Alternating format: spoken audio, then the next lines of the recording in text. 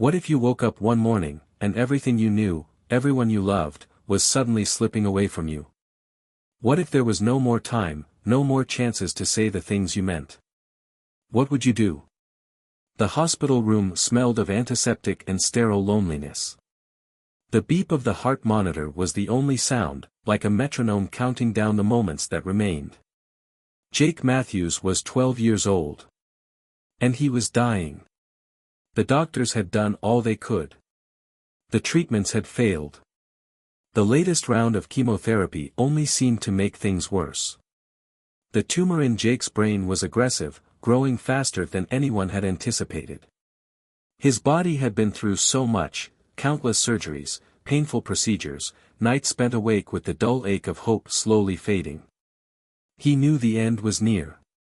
His parents, Mark and Sarah, had spent weeks trying to mask the truth with forced smiles and whispered promises of recovery.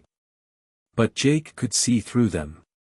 He could feel the weight of their sadness, the fear that they wouldn't be able to protect him anymore. Jake had never been one to cry much. Even as a little boy, when he scraped his knee or had a bad day at school, he'd brush it off and keep going. But this? This was different. This wasn't something you could just run away from or hide under a blanket. This was real. And it was taking him away from everything, his friends, his family, his future. He turned his head slightly to look out the window, where the faint light of the setting sun filtered through the blinds. It was peaceful, the way the world kept moving outside, oblivious to the storm brewing inside him. He could hear the faint rustle of leaves from the trees outside and imagined himself out there, riding his bike with his best friend, Liam, racing toward the park where they used to play soccer. That was the world he was leaving behind. Jake. His mother's voice broke through his thoughts. She stood by the door, her eyes red and puffy from crying. She was trying so hard to be strong, but her pain was unmistakable. "It's time, sweetheart." Jake nodded slowly, feeling the lump in his throat. He hadn't spoken much today. His body felt heavy, like it was sinking into the bed. But he could still hear everything, still feel his family's love surrounding him like a warm blanket, even if he didn't know how much longer he would feel it. His father entered the room, holding a small box in his hands. Mark had never been good at showing emotions, but today, his expression was soft, almost vulnerable. He walked over and sat beside Jake, placing the box on the table. "Hey, buddy," Mark said, his voice rough. "I brought you something. A little gift from me and your mom. It's well, you'll see." Jake's lips curled into a faint smile. He couldn't remember the last time his dad had gotten him a gift, not since he was little. But right now, it wasn't about the gift. It was about the moments they still had left. Sarah walked over and kissed Jake's forehead, brushing away a stray lock of hair from his face. "You're so brave, baby. We're so proud of you." Jake's heart ached at the sound of her voice. His mother had always been the emotional one, the one who comforted him when he scraped his knees or when his heart got broken. Now, she was the one who needed comforting. He didn't want her to hurt anymore. "I'm ready, Mom," Jake said quietly, his voice barely above a whisper. He knew what they both wanted to hear, but even as the words left his mouth, he could feel the finality of them. He didn't want to die. He wasn't ready. But there was no more fight left in him. Mark and Sarah both sat on the bed now, flanking Jake on either side. They didn't speak for a long time. They didn't need to. They held his hands, their fingers interlaced with his, their faces close enough to smell the remnants of their own grief. There was a silence, a stillness that stretched on. Jake closed his eyes for a moment, letting the memories flood back. He thought of his childhood, the time spent running through the sprinklers in the summer heat, of his first basketball game where he'd scored the winning shot, of late-night video game sessions with Liam. He thought about the way his mom used to kiss him goodnight and the way his dad would always sneak him a treat when his mother wasn't looking. "I'm gonna miss you so much," Sarah said, her voice breaking as she squeezed Jake's hand. I wish I could have done more. I wish I could have saved you. Jake looked up at her, his heart heavy. You did, Mom. You did everything. His words were small, but they were true. His parents had fought for him. They had done everything humanly possible to make him better. And while it hadn't been enough, it didn't mean they hadn't tried. His father stood up, taking a deep breath as he wiped his eyes. Jake, buddy, there's something I need to tell you. Jake opened his eyes, curiosity stirring in him despite the fogginess of his thoughts. You remember that guy I told you about? Mark continued. The one I used to work with at Tesla. Jake nodded faintly. Yeah. Well, he's heard about you. And he wants to meet you. Jake's brow furrowed slightly. Who? Who wants to meet me? Sarah looked at her husband, unsure of what he was about to say. She knew Mark was a practical man, a man of logic, but even he couldn't fully explain why Elon Musk, of all people, would want to visit their son. His name is Elon Musk, Mark said, hesitating for a moment. And he's done some pretty incredible things in his life. He might be able to help. Jake blinked. Help? How? I'm dying, Dad. Mark sighed, looking at his son with a mixture of sadness and awe. I know. But he's got some ideas. Some big ideas. And he's willing to help us.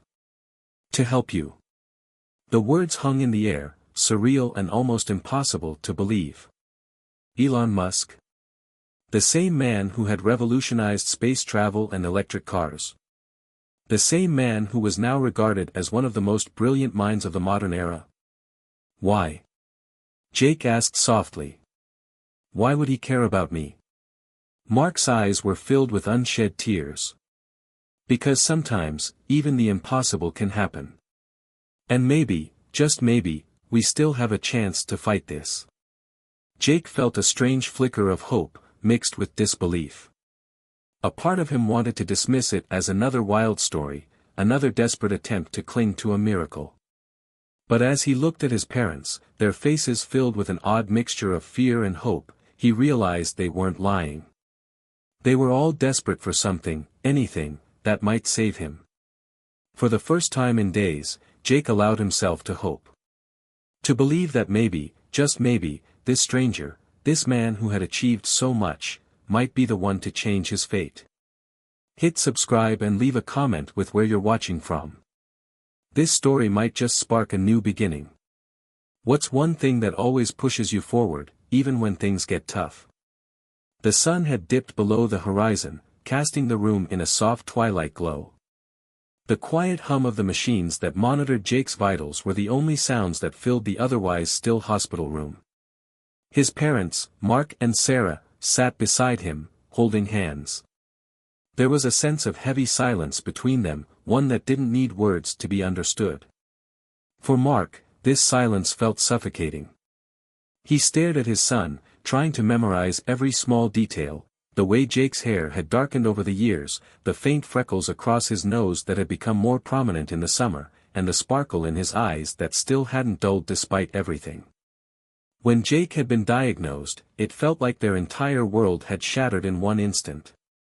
Their bright, happy boy, the one who loved to run and play soccer and dream of one day traveling to Mars, was now lying here, fighting for every breath.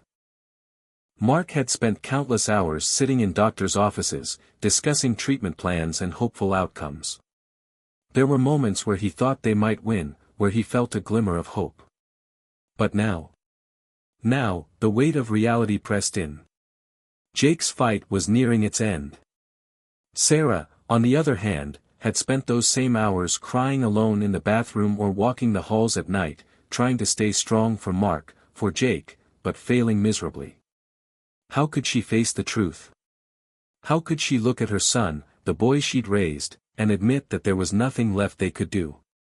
She wanted to hold on to the belief that there was still a miracle waiting for them, that the doctors had missed something, that some unseen force would intervene. But deep down, Sarah knew that miracles were rare. And time. Time was running out. "Do you remember when we first brought him home?" Sarah asked softly, breaking the silence. Mark looked over at her, his eyes filled with unspoken sorrow. "Of course I do. How could I forget?" He chuckled lightly, but there was no humor in it. The memory was bittersweet. Jake had been so small, so fragile. It had been the happiest day of their lives. They had no idea then how quickly life could change, how quickly their world would be turned upside down. When Jake had been born, they'd been filled with dreams of the future, dreams of school graduations, sports trophies, and eventual weddings. Now, they were facing the harsh reality that they might never see their son grow up. They might never see him drive his first car, graduate from high school, or fall in love. All those precious moments were slipping away, and there was nothing they could do to stop it. Sarah reached out to hold Mark's hand tighter. "Do you think we did enough? That we fought enough for him?" Mark closed his eyes, taking a slow breath. "I don't know. I don't know if we could have done anything differently." They had followed every treatment plan, sought out the best doctors, and researched experimental therapies. They had never stopped fighting, even when the odds grew slimmer with each passing day. They had done everything they could, but no matter how hard they tried, it never seemed like it was enough. "Maybe it's just his time," Mark said, his voice barely audible. "I don't want to hear that," Sarah replied quickly, her voice cracking. "I don't want to believe it. I want him to have more time, more life." Mark rubbed his face, the weight of the situation pressing down on him like a physical burden. "I know. God, I know. I want that too. But sometimes life doesn't give us what we want. We just have to hold on to what we have." Sarah nodded, tears slipping down her cheeks. "I just wish I had more time. More time with him. I didn't think it would be like this." Neither of them spoke for a while after that. They just sat there, in the dimming light, watching their son, whose breathing had become more shallow over the hours. In some strange way, it was almost comforting, the quiet of the room, the feeling of stillness. It was like time had frozen, allowing them to savor their last moments together, even though none of them wanted it to be the end. Jake lay in the bed, his eyes closed, his mind drifting in and out of consciousness. He hadn't spoken much, but his thoughts were louder than ever. He thought about the time before the diagnosis, before his world had been turned upside down. The memories felt like a dream now, a time he could barely touch. He remembered school, where he had once felt so alive, running down the hallways with his backpack slung over one shoulder, ready to take on whatever challenges the day would throw his way. He had been a typical kid. He was always excited to learn, always looking forward to seeing his friends, playing in the park, or racing Liam to the corner store to buy candy. Those days felt so far away, like they belonged to someone else. But now, as he lay in the sterile room, it was as though all that life had been erased. And yet, Jake wasn't angry about it. He wasn't bitter or frustrated. He had accepted it, in his own way. But it was harder to accept the thought of leaving his parents behind. Mark's eyes filled with tears, and he reached out, brushing a stray lock of hair from Jake's forehead. "You don't have to thank us, son. We're just glad we could be your parents. We love you so much." Jake nodded, then turned his gaze back toward the window. His mind was already drifting again, but something stirred deep inside him. Perhaps there was still time. Perhaps this Elon Musk, this stranger who had appeared out of nowhere, could do something no one else could. Maybe, just maybe, there was one last chance at a miracle. He closed his eyes again, clinging to that small flicker of hope. Because in this moment, hope was all he had left. The evening air outside was crisp, carrying the scent of freshly fallen leaves and the promise of something unexpected. The hospital room, however, remained warm and still. Jake lay on his bed, staring out the window, his thoughts drifting like clouds across a fading sky. His parents had stepped out for a moment, leaving him alone with his thoughts. It wasn't that they didn't want to be there, they did, more than anything, but they needed a brief break. Even the most devoted parents needed a moment to breathe. Jake's mind kept returning to the conversation from earlier. Elon Musk. The man who had changed the world. The man who had sent people into space, built electric cars, and designed technology that many had once thought was impossible. The man who now had the power to change Jake's life, at least, that's what his father had promised. Jake wasn't sure how to feel. A part of him was skeptical. He had heard about Musk's ambitious projects, his bold dreams of colonizing Mars, of revolutionizing the world. But to be honest, none of that had ever interested Jake. His world was simpler: soccer games with friends, bike rides through the park, dreams of one day visiting the Grand Canyon. But now, with the weight of his diagnosis pressing down on him, he couldn't help but wonder, could Musk really help? Could this strange offer be the miracle that his parents so desperately believed in? The sound of footsteps echoed down the hallway. It was a soft, measured step, unfamiliar in its certainty.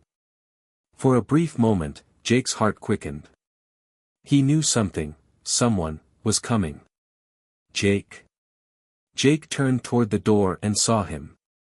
The man who had become larger than life. The man who had never expected to step into this room, but was here now nonetheless. Elon Musk, Jake said, his voice barely a whisper.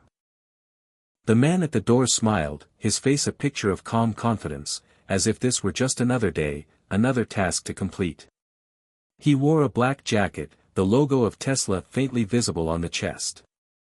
His eyes, though tired, sparkled with an energy that was contagious. Jake's eyes widened as he sat up slightly, still not fully believing what was happening.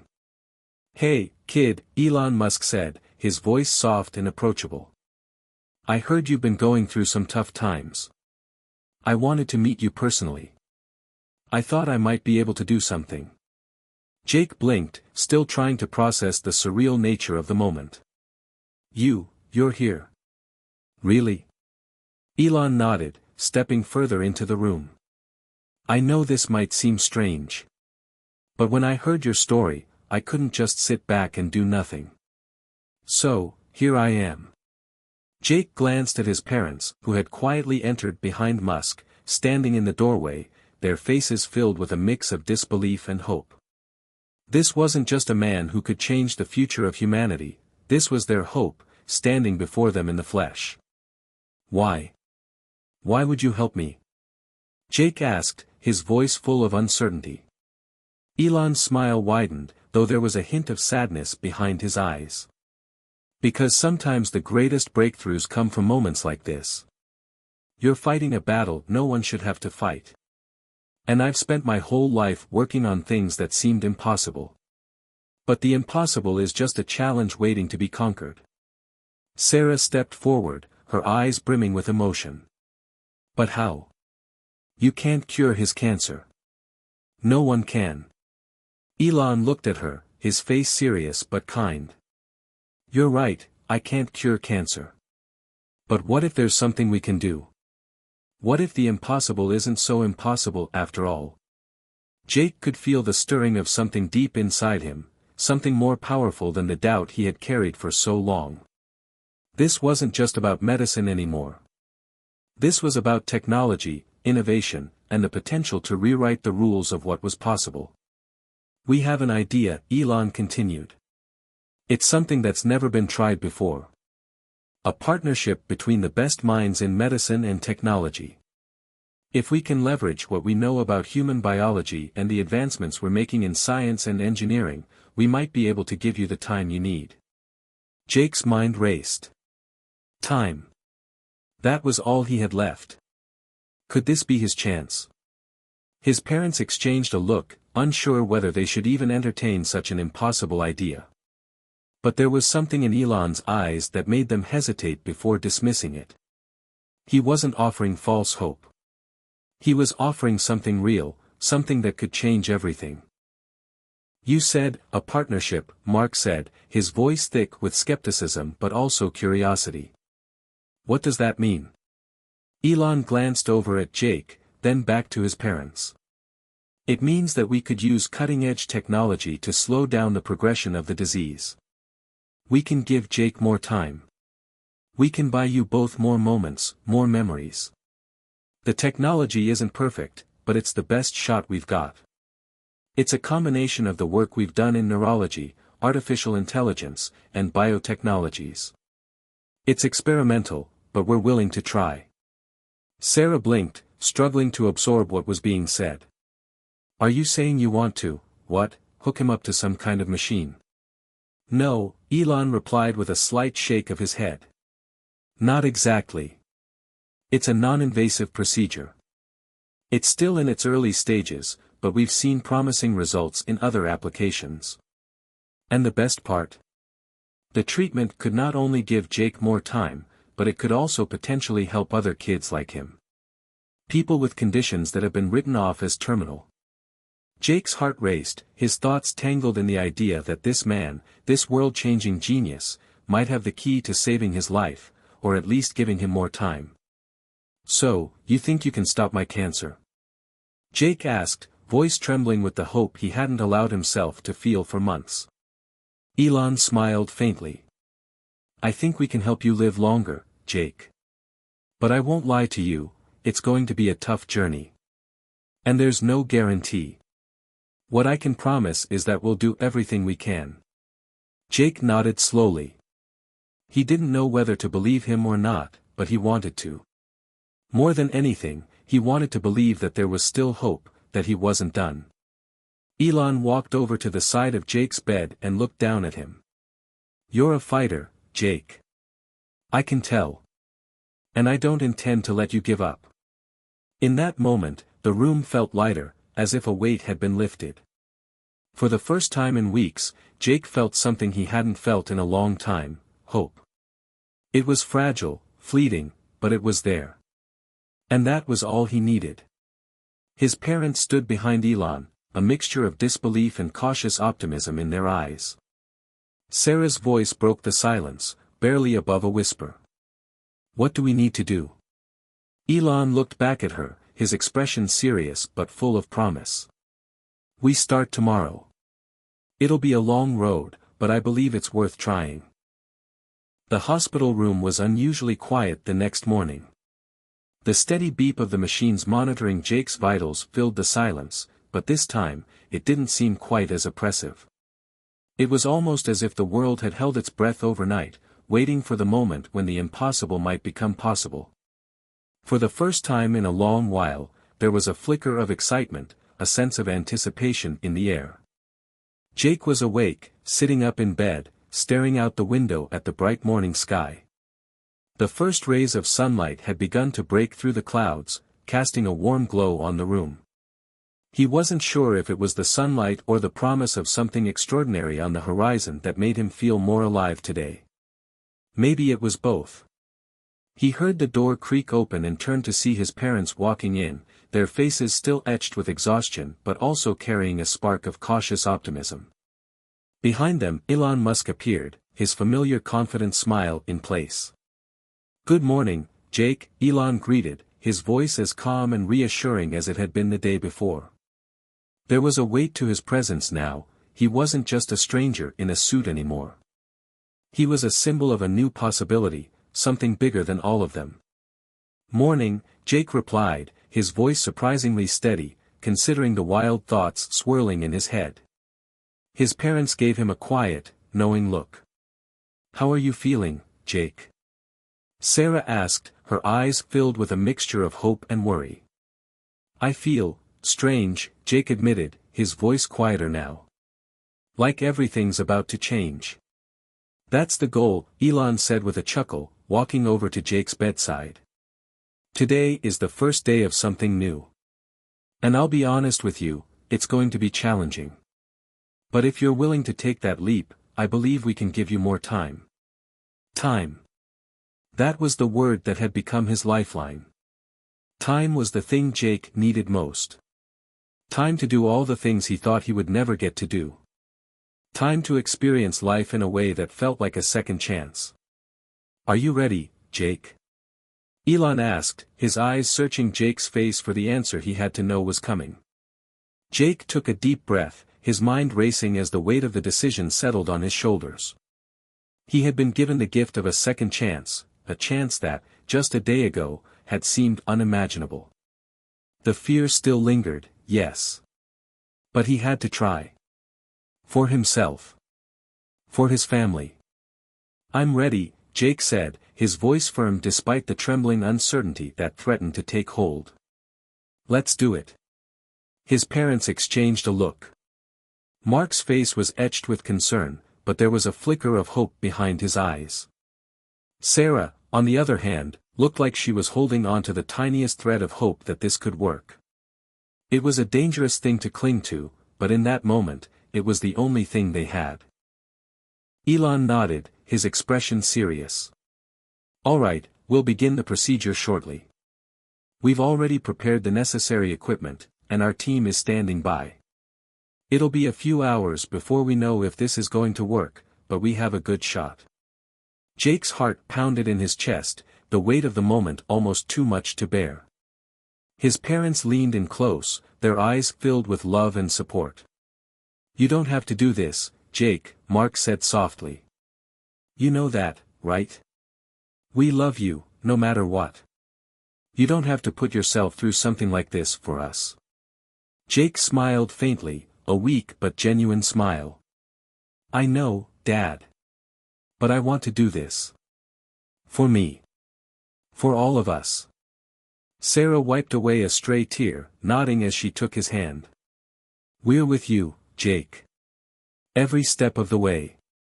Elon stepped back slightly, allowing Jake and his parents a moment to absorb the gravity of the situation.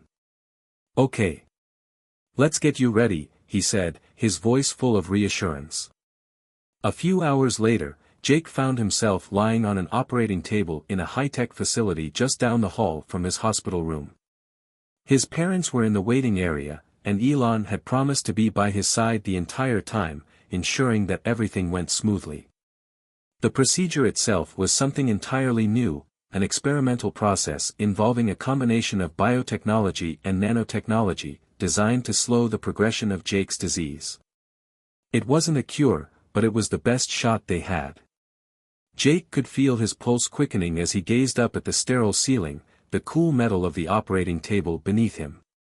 Despite all of Elon's reassurances, doubt still crept into his mind. What if this didn't work? What if it made things worse? Jake, Elon's voice interrupted his spiraling thoughts. I know it's a lot to process. But you're not alone in this. We're making history together right now. And even if it's scary, you're not walking this path by yourself. Jake looked over at Elon, who was standing beside the table, a monitor in his hand. He offered a reassuring smile, the kind that made Jake feel like maybe, just maybe, everything could be okay. I'm ready, Jake said again, his voice filled with determination. It wasn't just the fear of death anymore. It was the fear of never knowing what could have been. He couldn't live with that kind of regret. Elon nodded, his eyes meeting Jake's with a silent understanding. Good. We're going to do everything we can to make sure this works.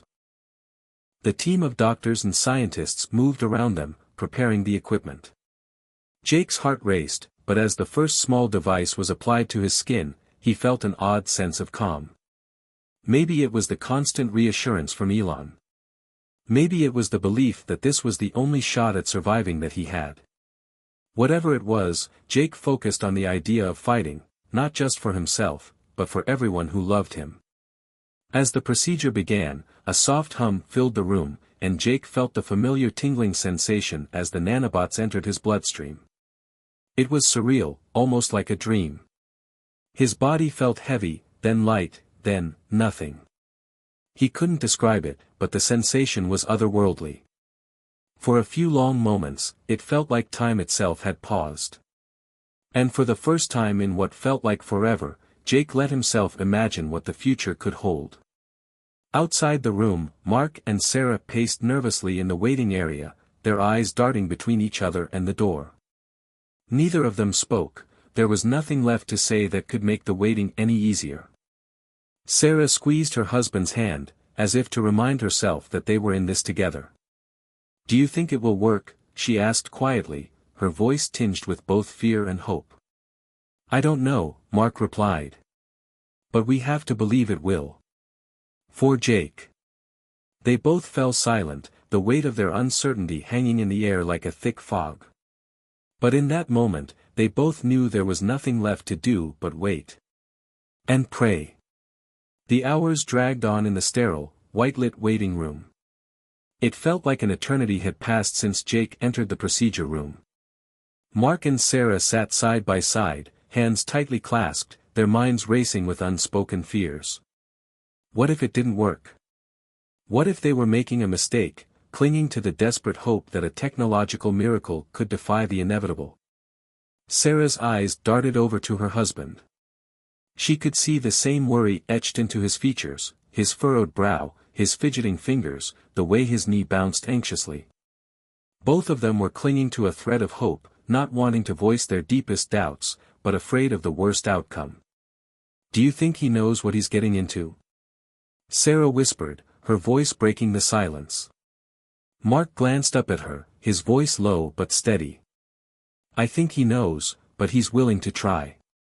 He's always been the brave one, Sarah. Maybe that's why he's been fighting so hard. He's not ready to give up." Sarah nodded, her eyes filled with a mixture of admiration and fear. She had always known Jake was a fighter, even when the doctors had told them that nothing could be done. But this? This was different. This wasn't just about battling cancer. This was about confronting the very essence of life and death. And they were trusting a man, Elon Musk, who had promised the impossible. At that moment, the door to the waiting room creaked open, and the soft footfalls of someone approaching interrupted their quiet vigil. Sarah's heart skipped a beat. It was Elon, his face slightly tense, but there was a quiet calmness to him that made Sarah's nerves settle ever so slightly. He paused in the doorway, his usual confident demeanor replaced by an expression of guarded optimism. "Jake's in recovery now," Elon said, his tone measured but hopeful. The procedure went as planned. Both of Jake's parents shot to their feet in unison, their eyes wide with a mixture of fear and hope. "Is he all right?" Mark asked quickly. His voice cracked just a little, betraying his tension. "He's stable," Elon replied, nodding. "We've seen some early positive signs, his body is reacting to the treatment. The nanobots are doing their work, and we've already started to monitor his vital signs for any changes. It's too early to say for certain, but I'm cautiously optimistic." A wave of relief washed over Sarah, but she couldn't suppress the lingering anxiety. "What do you mean by too early? When will we know if this is working?" Elon stepped further into the room, his expression softening as he looked at them. "The next 24 hours will be critical. The nanobots will need time to integrate with his body and begin working on a cellular level. We won't have full results for at least another few days, but this is the first step in what we hope will be a groundbreaking breakthrough." Mark exhaled slowly, trying to process everything. He could feel the hope flickering, but he was scared to allow himself to believe it fully. "And if it doesn't work?" Elon didn't hesitate. "If it doesn't work, we'll try again. We've got the technology. We'll refine it. And we'll keep moving forward, until we get it right." For a brief moment, no one spoke. Sarah's hand reached out to her husband's, holding it tightly as they both processed the enormity of the situation. They were at the precipice of something they could never have imagined, a chance at saving their son. It felt surreal. Impossible, even. But there it was. "Can we see him?" Sarah asked, her voice trembling slightly. Elon nodded. "He's awake, but still groggy from the sedative. I'll take you to him." The three of them followed Elon down the hallway, the soft hum of the hospital's fluorescent lights accompanying their steps. Every footfall felt like a step toward a new reality, a reality where miracles were possible. They arrived at the room, and Elon gently pushed open the door. Jake was lying on the bed, his eyes barely open but fixed on the ceiling. His face was still pale, but there was an undeniable spark of life in his eyes, a spark that hadn't been there just the day before. He turned his head slowly when he heard the footsteps, his eyes focusing as he saw his parents standing in the doorway. "Hey," Jake said, his voice weak but clear. I'm still here." The words hit Sarah like a wave, and she couldn't hold back the tears anymore. She rushed to his side, taking his hand gently, as if afraid he might slip away if she didn't hold on tight enough. "Jake, you're awake," she whispered, her voice choked with emotion. Jake smiled, though it was faint. "Yeah. I guess I am." "What happened?" "You're going to be okay," Mark said, his voice thick with emotion. "We're going to make it through this. With Elon's help." Jake glanced up at Elon, his eyes filled with curiosity and awe. "Did it work? The stuff you did?" Elon's smile widened slightly, though there was still a sense of uncertainty in his eyes. "We've made the first step. How are you feeling?" Jake shrugged, his hand still weakly grasping his parents'. "Tired. But I don't know. I think something's different. It feels like I'm not just waiting anymore." Sarah's breath hitched at his words. She knew what he meant. He was no longer just waiting for the inevitable. He had a chance. A real chance. Elon leaned against the wall, his arms crossed, watching the family with a quiet understanding. "Jake, I need you to know something. This won't be an easy road. We're pioneering something that hasn't been done before. There are no guarantees. But I promise you, we'll keep fighting. Together." Jake nodded slowly, his gaze focused on the man who had given him this chance. "I don't know how to thank you," Jake said, his voice a whisper. Elon's smile softened. "You don't need to thank me. Just keep fighting. That's all I ask." The family remained in the room for hours, talking quietly among themselves. Jake, though still weak, seemed more alive than he had in weeks. The spark in his eyes was undeniable. It was the hope that Elon Musk's intervention had awakened in him, the hope of not just surviving, but of living. As the evening set in, the family stood together at the window, looking out at the skyline. There was still uncertainty, still fear. But there was also something else, a sense of possibility. For the first time in what felt like forever, they were beginning to believe that maybe, just maybe, Jake would have more time. Time to experience life, to fight, to dream. Time to make his mark on the world. Jake sat in his hospital bed, his body still adjusting to the strange new sensations coursing through him. The nanobots were at work inside his veins, shifting the delicate balance of his cells in ways he couldn't fully understand. But the moment he awoke, he felt a difference, something that told him this wasn't just a fleeting hope. It was real. Whatever Elon had done, whatever the procedure had triggered, it was giving him something he hadn't had in months, a sense of control. For the first time in ages, he felt normal. Not perfect, not healed, but better. A flicker of strength had returned to his muscles, his breathing was easier, and he could feel the pulse of life in his veins. "Jake." His mother's voice broke through his thoughts, soft but filled with an unmistakable undercurrent of relief. She stood at the foot of his bed, her hand clutched tightly around a cup of water, her face flushed with emotion.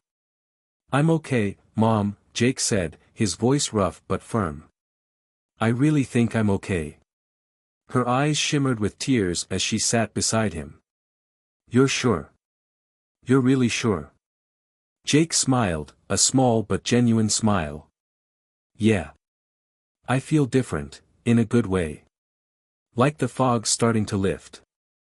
Behind her, his father stood with a hand resting on the doorframe, watching the exchange with an unreadable expression.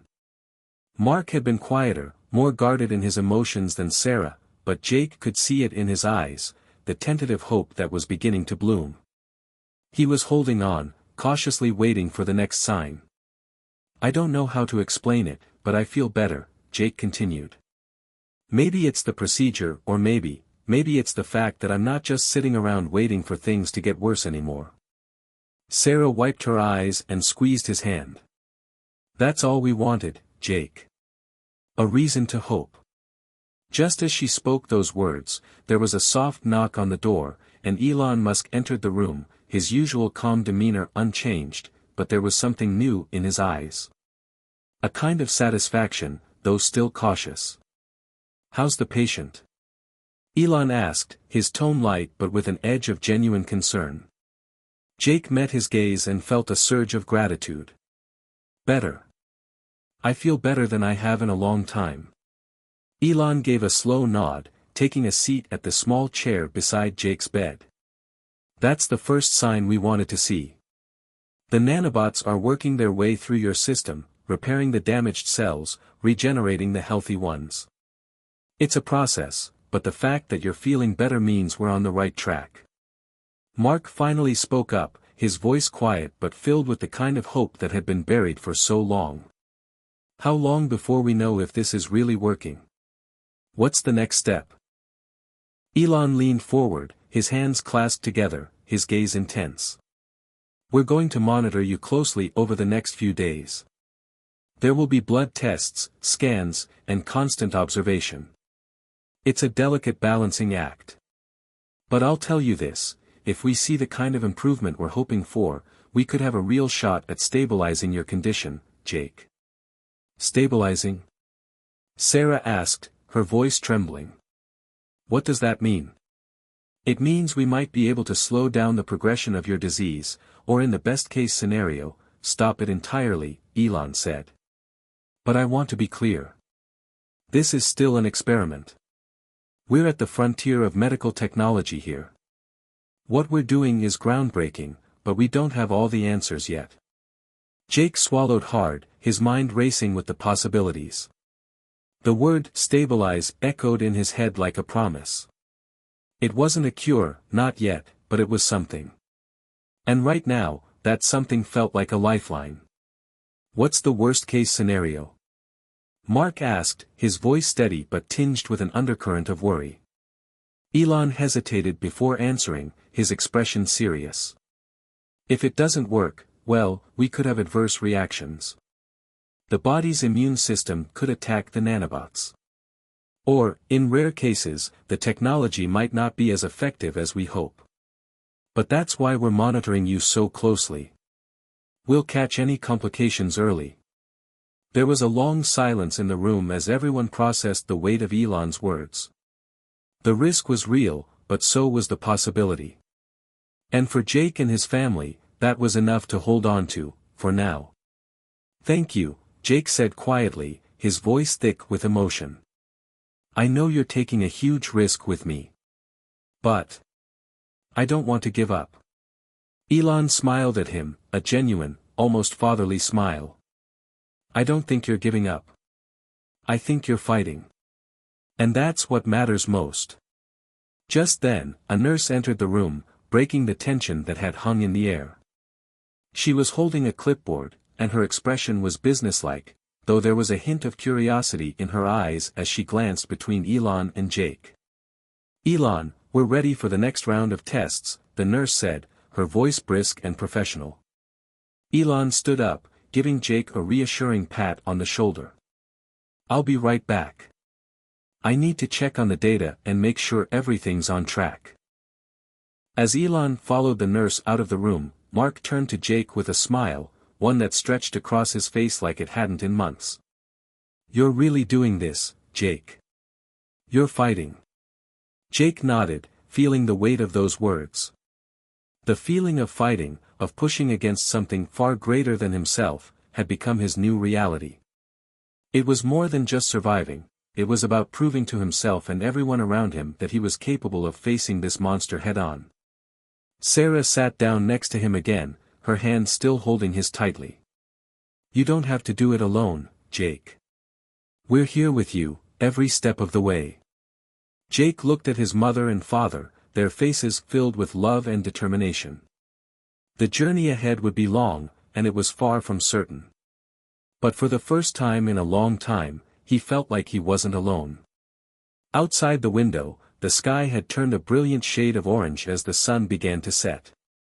The room was bathed in a warm, soft glow, a reminder that even in the darkest moments, there could still be light.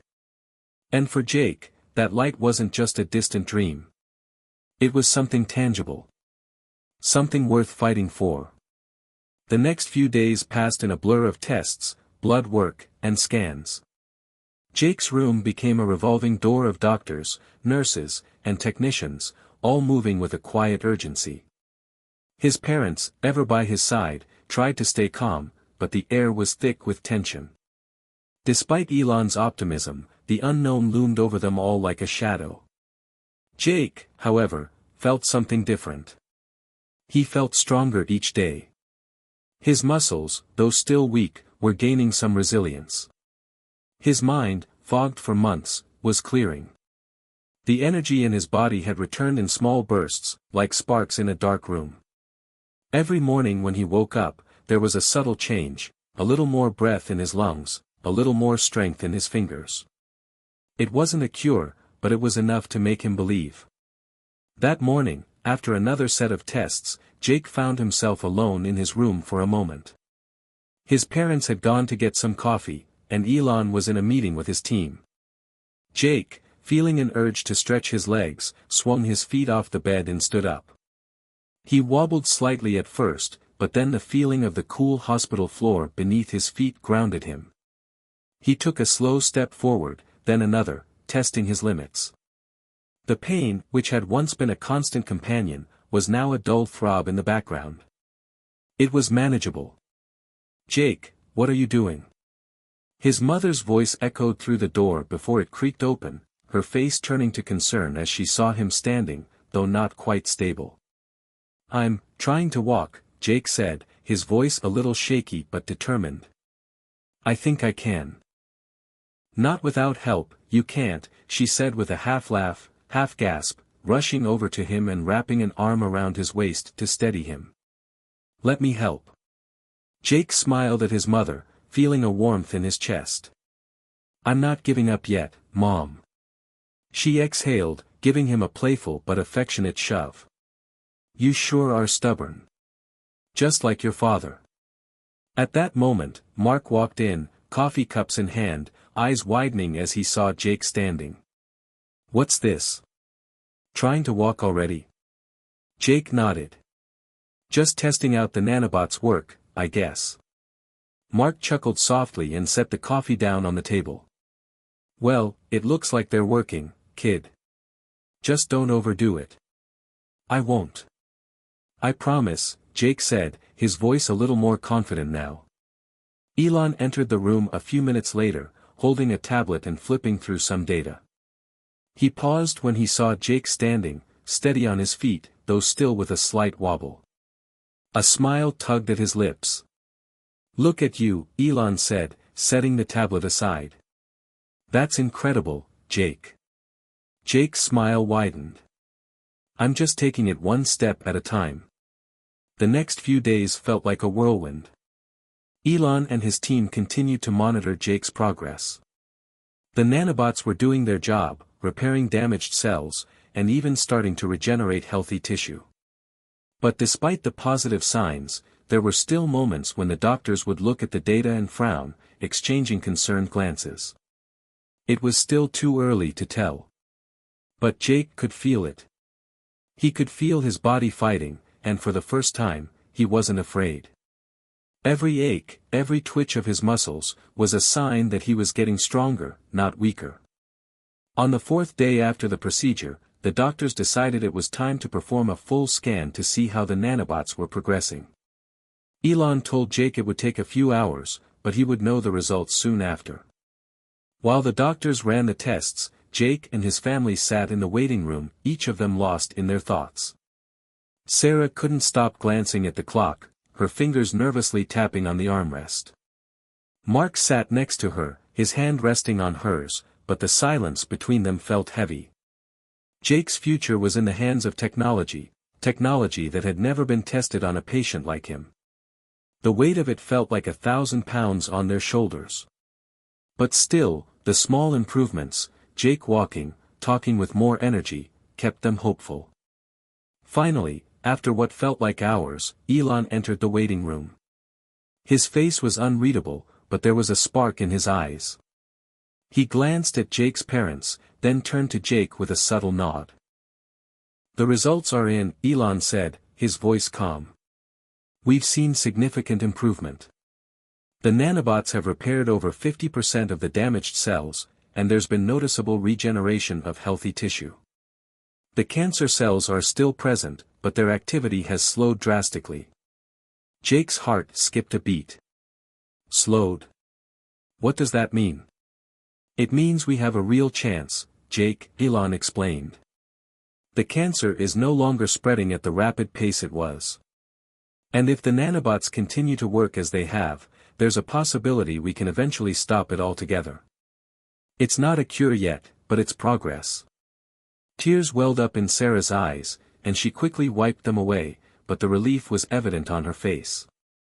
Mark's lips curled into a tight smile, and for the first time in days, he allowed himself to believe in the possibility of a future for his son. "That's incredible," Mark said, his voice rough with emotion. Jake leaned back in his chair, trying to take in everything Elon was saying. "So, I can get better?" he asked cautiously. "I mean, I'm not fixed, but I could get better." "There's a real chance, Jake," Elon said, his voice steady but encouraging. "It's all about monitoring you carefully and continuing the treatment. But yes, you're on the path to recovery."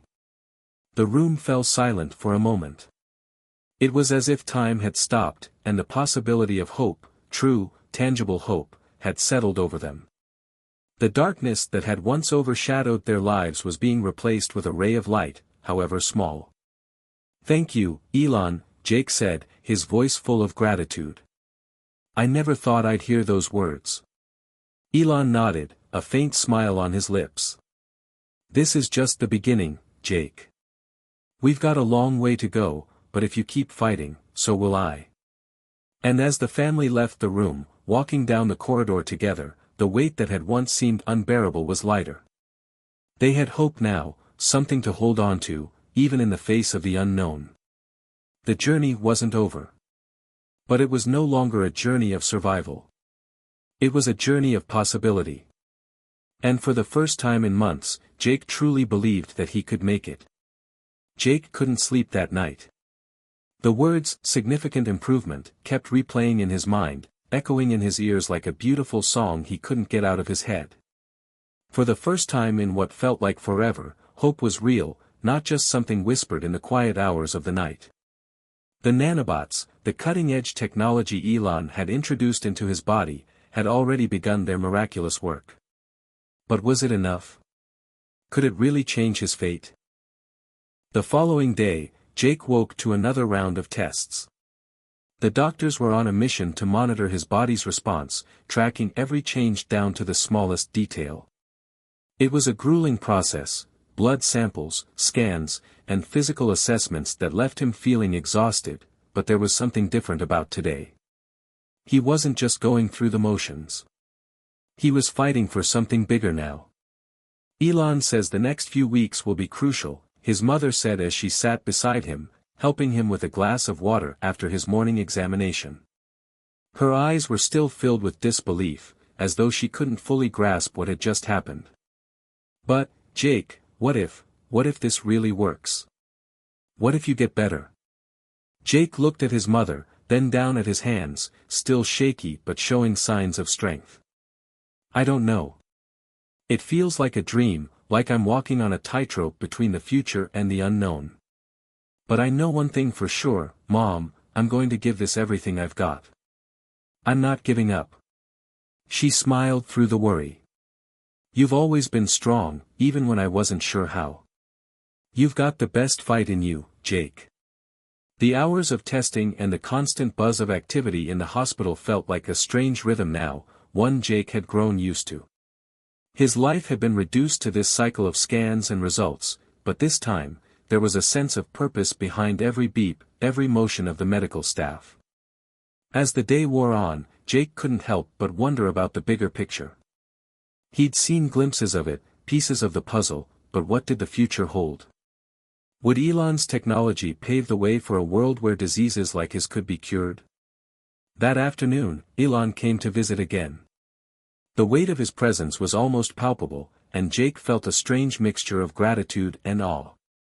Elon had given him this chance, his life, his future, yet there was something about him that made Jake nervous, as if the man was carrying the burden of too many possibilities. "Jake," Elon greeted, his usual calm smile on his face. "I wanted to check in and see how you're feeling. How's the recovery going?" Jake gave him a small grin. "Better. The pain's still there, but it's not constant like before. My body's reacting to the nanobots, I think. I can feel it working." Elon nodded, his eyes flickering to the medical monitors beside Jake's bed. "Good. That's what we like to see. But there's something important I need to tell you." He paused, shifting his weight slightly. Jake straightened up in bed, a flicker of concern creeping in. "What's going on?" "The nanobots are doing their job," Elon continued, his voice steady but with a note of caution, "but we're not out of the woods yet. While we've seen a positive change, there's a real possibility of setbacks. Your immune system might fight back, or the nanobots could malfunction. We won't know for sure until we get more data." Jake took a deep breath, trying to steady the nervous energy rising in his chest. "So, this isn't a guarantee?" Elon's gaze softened, but his tone remained firm. "Nothing in life is a guarantee, Jake. But we've never been closer to something that could change everything. And you're part of that change. Whatever happens, you're helping us push the boundaries of science." Jake's mind raced. The reality of the situation was settling in, and with it came a deeper understanding of the weight Elon carried. This wasn't just about Jake anymore. It was about the potential to revolutionize medicine, to save countless lives. And it was scary. The pressure was immense. "I get it," Jake said, his voice steady despite the whirlwind of thoughts inside him. "But I won't quit. I won't let fear stop me. I'll keep fighting." Elon looked at him for a long moment, his face unreadable. Then, for the first time, he offered a rare glimpse of something deeper, a kind of respect. "I knew you had it in you, Jake. Keep it up. The world's watching now. What you do here, what we do together, could shape the future." As Elon left, Jake found himself alone with his thoughts. He stared at the ceiling for what felt like hours, processing the conversation. The weight of the experiment, the pressure of being the first person to undergo this treatment, weighed heavily on him. But something about Elon's words sparked a fire inside him. Jake wasn't just a patient anymore. He was part of something bigger than himself. That evening, as the sun began to dip below the horizon, Jake's parents took a rare moment to leave the hospital for a quick meal. They were exhausted, both physically and emotionally, but their presence in the hospital had been unwavering. Jake, alone for the first time in days, found solace in the quiet of the room. The beeping of the monitors was strangely comforting. It was a constant reminder that he was still here, still fighting. Suddenly, his phone buzzed on the bedside table. He reached for it, curious. It was a message from Elon. "Meet me in the lab tomorrow morning. We're going to run some new tests. I think we're on the brink of something big. Let's see what you're capable of." Jake's heart skipped a beat. This was it. This was the moment he had been waiting for. He was about to step into the unknown, into a future that could change everything, not just for him, but for the world. The thought of it both terrified and exhilarated him. He could feel the shift in the air. This wasn't just about surviving anymore. This was about transformation. Jake woke up with a mixture of excitement and trepidation. Today was going to be different. Today, he was stepping into the unknown. The message from Elon earlier still buzzed in his mind, reminding him of the weight of what lay ahead. Let's see what you're capable of. It wasn't just a medical test anymore. It felt like a turning point in his life, one that could redefine not only his future but the future of medical science as well. The hospital room was quiet that morning, with the soft hum of machines and distant footsteps marking the passage of time. The bright sunlight from outside streamed through the blinds, casting a peaceful glow over the sterile white walls. But Jake couldn't relax. His mind raced. His parents hadn't arrived yet, they were taking a much-needed break, giving Jake the space he needed to prepare himself. He sat up in bed, testing his legs again. The familiar dull pain lingered, but it was more bearable now. He stood, the slight tremor in his knees reminding him that he was still fragile, but also stronger than he had been a week ago. His fingers, once stiff and unresponsive, now had more dexterity. He had come so far, but there was so much more to go. The door to his room opened, and in walked one of Elon's assistants, a young woman with short brown hair and a clipboard in hand. "Jake, are you ready?" she asked, offering a warm but professional smile. Jake nodded, trying to mask the nervousness in his voice. "As ready as I'll ever be." "Great," she said, gesturing for him to follow her. "Elon's waiting for you in the lab." The walk to the lab felt like it took an eternity. Every step Jake took, he could feel the weight of the moment pressing down on him. What if this didn't work? What if his body couldn't take the next phase of the treatment? What if the nanobots malfunctioned or something went wrong? The uncertainty clawed at his mind, but he pushed it aside. He couldn't afford to let fear take control. Not now. When they arrived, Elon was already there, standing by a series of high-tech machines with monitors and sensors lining the walls. The lab was a far cry from the sterile hospital room Jake had become accustomed to. It was bright, filled with gadgets and blinking lights. It felt like a place where breakthroughs were born. "Jake," Elon greeted, offering him a firm handshake. "Glad you could make it." Jake smiled, though the tension in his shoulders was palpable. "You look serious, Elon. What's the next step?" Elon motioned to the machines. "We've made significant progress with the nanobots, but now we need to see if your body can handle a more intense test. Today, we're going to push your limits." Jake's stomach dropped, but he nodded, trying to hide the anxiety bubbling up inside him. "What exactly does that mean?" Elon walked over to a nearby control panel and typed something into the computer. A set of readings popped up on the screen. "We're going to expose you to a higher concentration of the nanobots. They'll begin working more aggressively to fight the remaining cancer cells and regenerate healthy tissue. But in order for this to be successful, we need to monitor how your body reacts in real time." Jake's eyes widened. "You mean, you're going to inject me with more?" Elon nodded. "Yes. It's a calculated risk. We've run the numbers, but there's still uncertainty. We can't predict exactly how your body will respond." Jake swallowed hard, trying to steady his breathing. This was no longer just a hopeful experiment. This was a gamble. "And if it doesn't work?" "If it doesn't work," Elon replied with quiet certainty, "then we stop and we reevaluate. But I believe you're strong enough for this, Jake. You've already shown incredible resilience." Jake took a deep breath, trying to calm the storm in his chest. "Okay. Let's do it." Elon's assistant, a scientist named Dr. Harper, moved toward him, a small vial of glowing fluid in her hand. She looked at Jake with a steady gaze, as if to reassure him.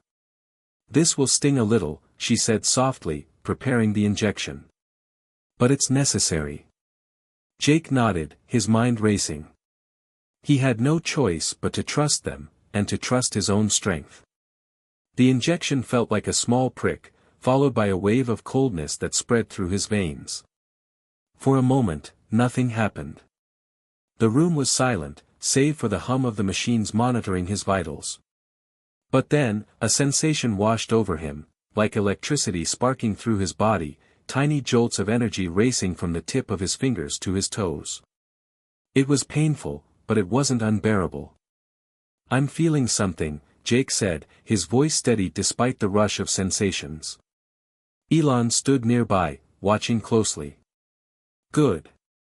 We're going to keep a close eye on you. Stay calm, Jake. Just breathe."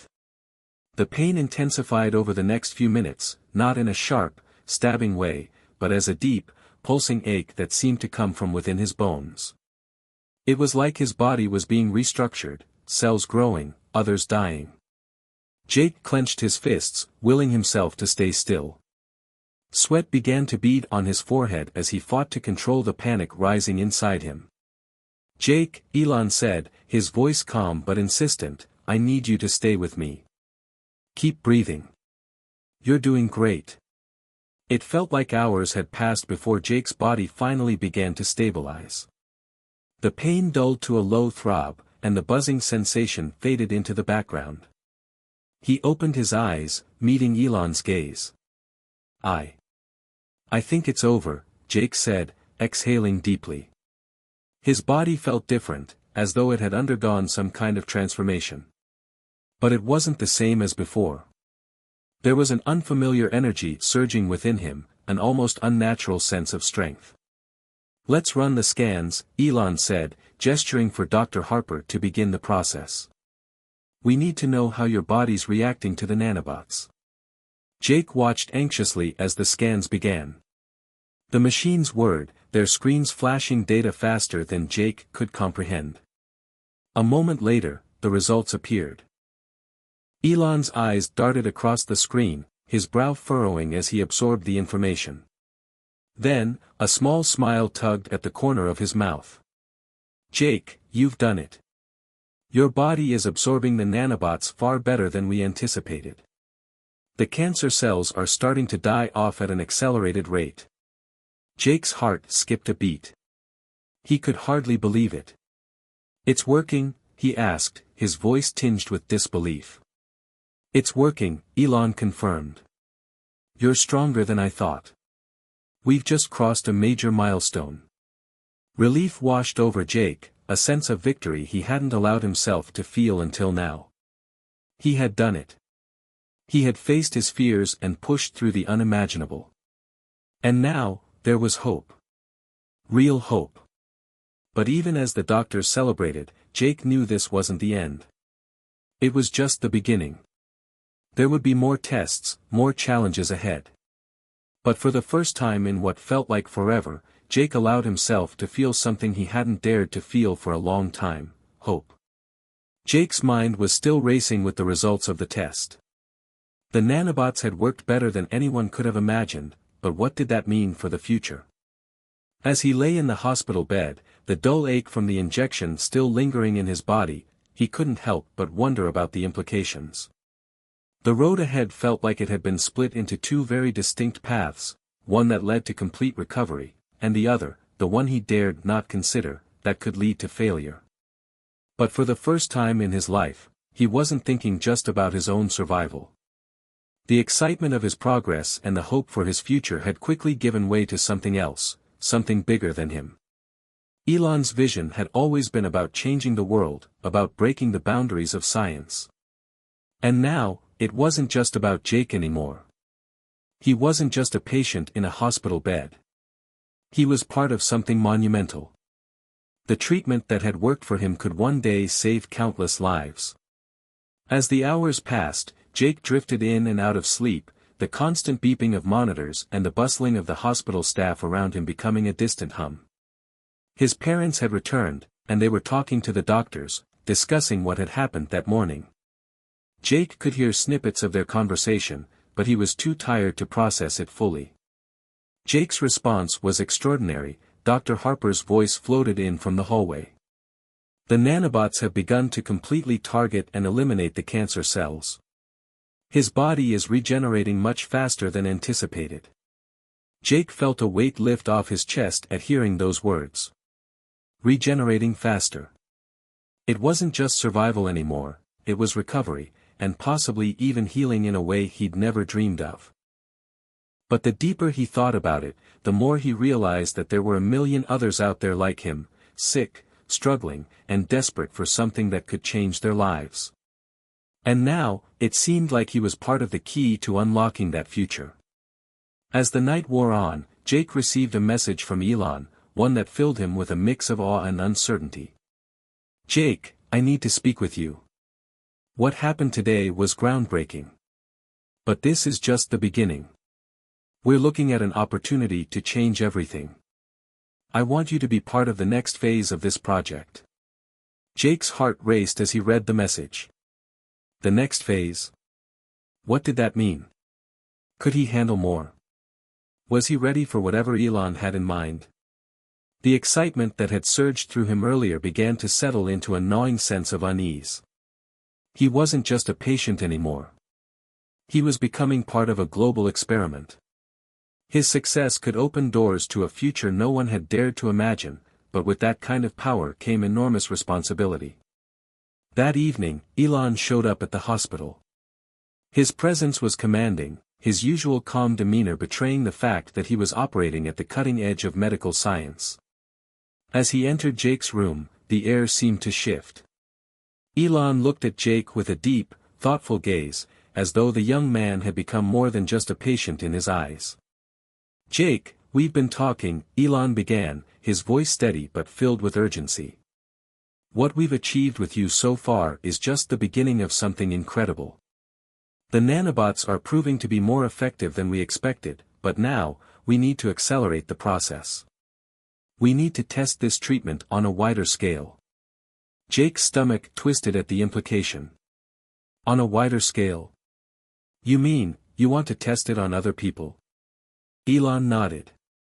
"Yes. Your success has opened the door for us to bring this to more people who are suffering, like you. We have the technology, the data, and the means to replicate this process. But we need more trials. More subjects. And we need your help to make that happen." Jake blinked, his mind struggling to keep up with the conversation.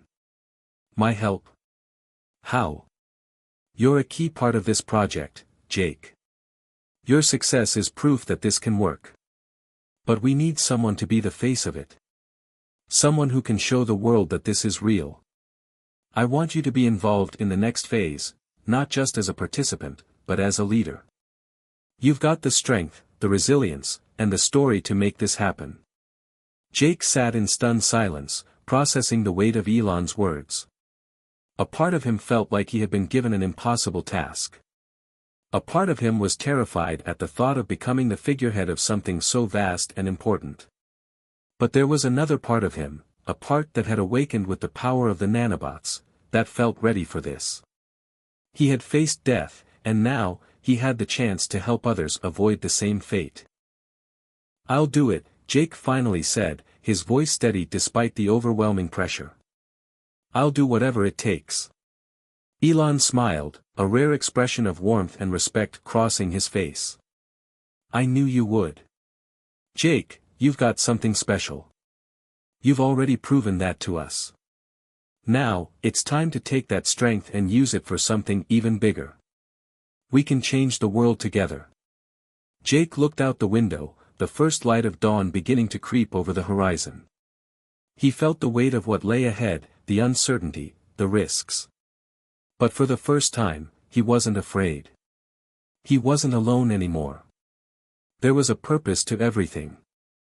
And as he looked toward the future, he realized that this was just the beginning. Hit subscribe and leave a comment with where you're watching from. This story might just spark a new beginning. What's one thing that always pushes you forward, even when things get tough? Jake couldn't help but feel the enormity of the decision he'd just made. As he lay in his hospital bed, waiting for his parents to return after their meeting with the doctors, his mind was on overdrive. His agreement to join the next phase of Elon Musk's project felt like a leap into the unknown, a leap that could either lead to something great or lead to a new set of challenges he couldn't possibly comprehend. But there was no turning back now. His parents walked in just as he was lost in thought. His mom, her brow furrowed with concern, came to his side, her hand gently resting on his.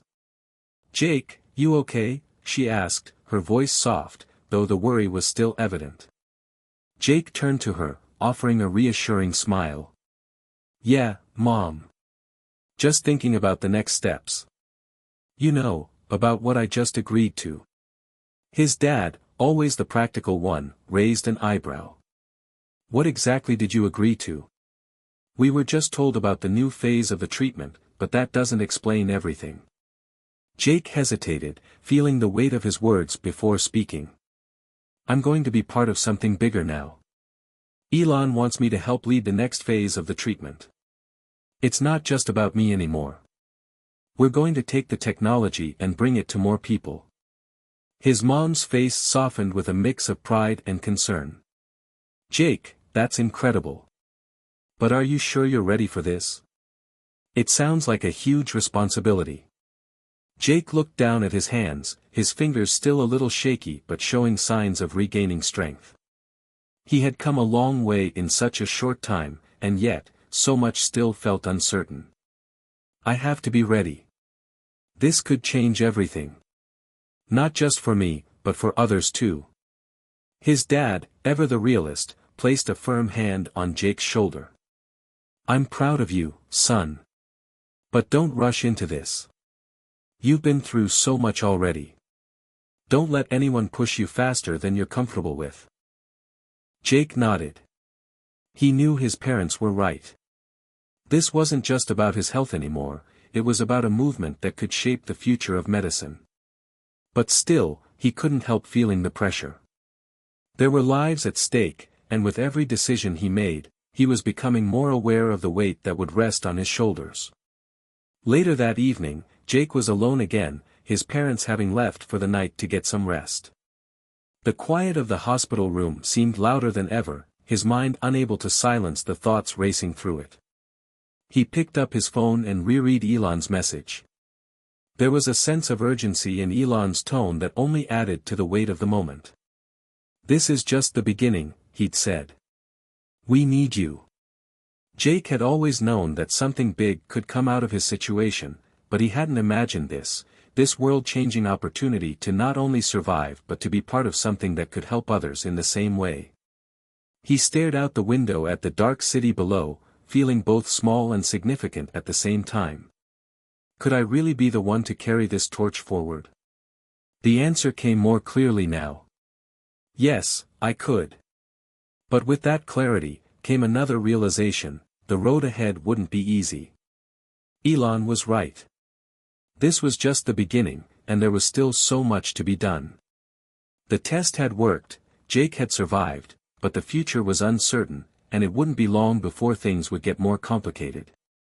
Jake's thoughts were interrupted by a soft chime from his phone. A new message from Elon.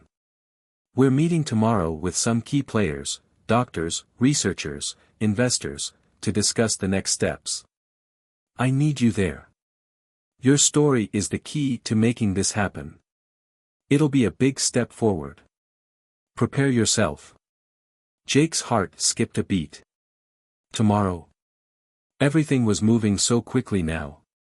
There was no time to hesitate, no time to second-guess.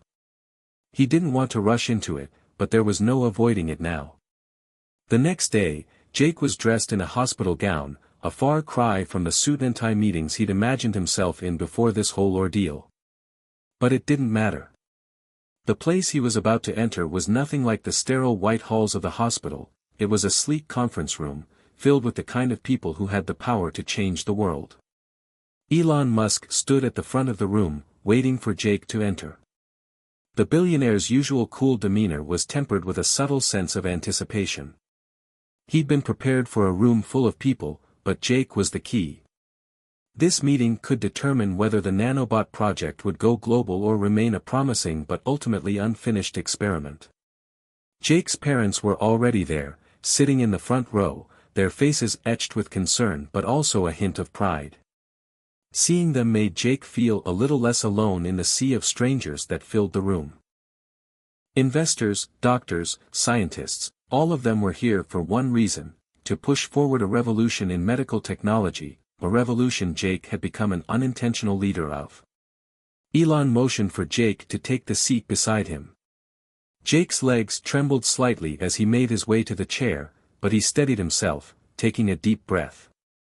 The room grew quiet as Elon began speaking, his voice calm but filled with conviction. "This is the moment we've been waiting for," Elon began, addressing the group. "Jake's recovery, the rapid improvement we've witnessed in his health, is proof of concept. Now, we need to expand this. We need to make sure we can take this technology and scale it for the world. This is the future of medicine." He turned to Jake, his expression serious. "Jake, this is your chance to show the world that this isn't just some experiment. You're not just a patient anymore. You're the face of a new era in medicine." Jake's breath caught in his chest as all eyes turned to him. The room fell into an expectant silence. He hadn't prepared for this moment. He hadn't prepared to be a symbol of hope for so many people. But the truth was clear now, the responsibility was his. Whether he was ready or not, he had to step up. Thanks for believing in me," Jake said, his voice steadier than he felt. "I know I'm not here just for myself. There are so many people out there who need this, and I'm ready to help make it happen." A collective sigh seemed to rise from the room, a mix of relief and excitement. Elon's smile was a quiet confirmation of the trust he had placed in Jake. But Jake knew that the road ahead wouldn't be easy. There would be more hurdles to jump, more setbacks to overcome, and more people to convince. But at that moment, sitting there under the bright lights, he knew he was part of something bigger than himself. The storm was gathering. The days following the meeting passed in a blur of media interviews, medical presentations, and scientific discussions. Jake was no longer just a sick teenager, but a symbol of hope, the face of a revolutionary medical breakthrough. His role in the project had taken on a life of its own, quickly spreading through news outlets, social media, and scientific journals. The pressure of being the center of attention was overwhelming, but Jake had come to realize that this was the price of greatness. The world was watching, waiting for him to succeed, not just for his sake, but for the future of millions of people who were suffering from diseases and conditions that once seemed impossible to cure. Elon had made it clear that this wasn't just about medical science. It was about pushing the boundaries of what humanity could achieve. The nanobots were more than just a treatment, they were a beacon for the future, a glimpse of what could be possible if science, technology, and human determination came together. Jake's life had shifted overnight. He'd gone from being a patient to a leader, a spokesperson, and a public figure. He was constantly on the move, speaking at conferences, meeting with doctors and researchers, and attending events designed to promote the project and raise awareness. The excitement and adrenaline of it all were enough to keep him going, but there was still an undercurrent of fear that he couldn't shake. What if this didn't work on a larger scale? What if, despite all the progress, the nanobots didn't deliver the results they promised? What if he was just the lucky exception? But those were thoughts for another time. For now, Jake focused on the task at hand.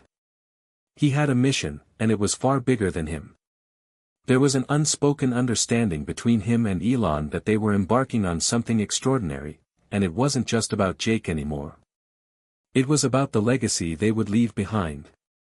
It was late one evening when Jake received an unexpected call. He was sitting in his hotel room in Los Angeles, preparing for yet another press conference the next morning. He'd just finished a long conversation with Elon about the potential for international expansion of the treatment when his phone buzzed. The caller ID read Elon Musk. Jake answered the call with a mix of curiosity and caution. "Hey, Elon, what's up?" "Jake," Elon's voice was sharp but not panicked. "I need you to get on a plane. Now.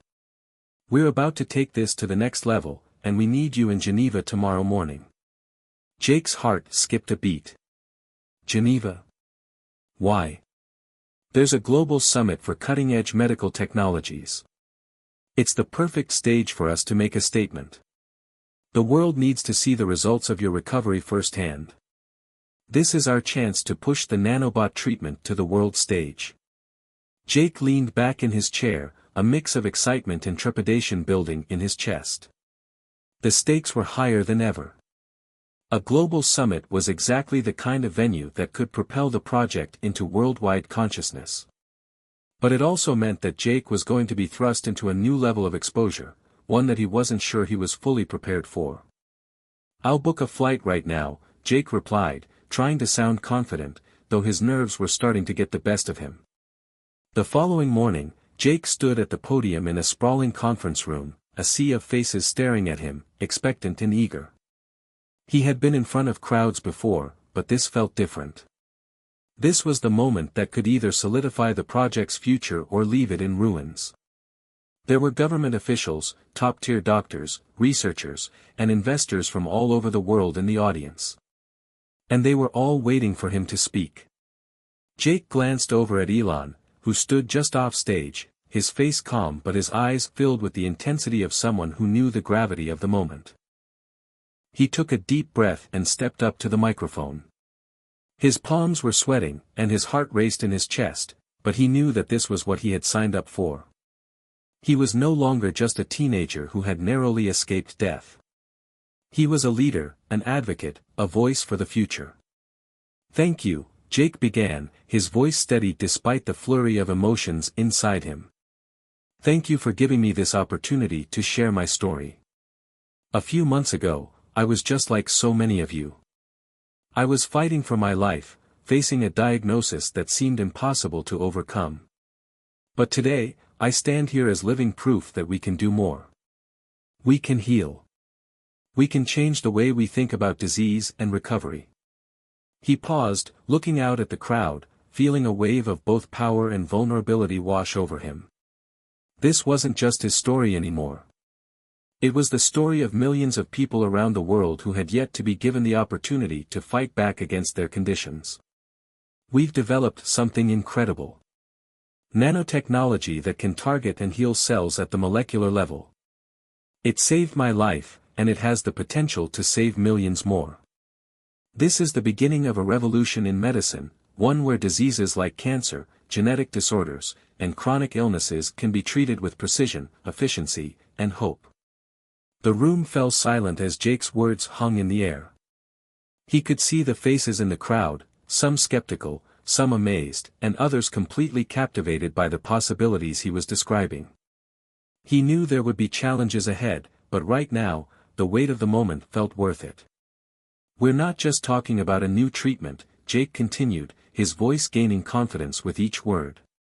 "We're talking about a new way of thinking. A new way of living.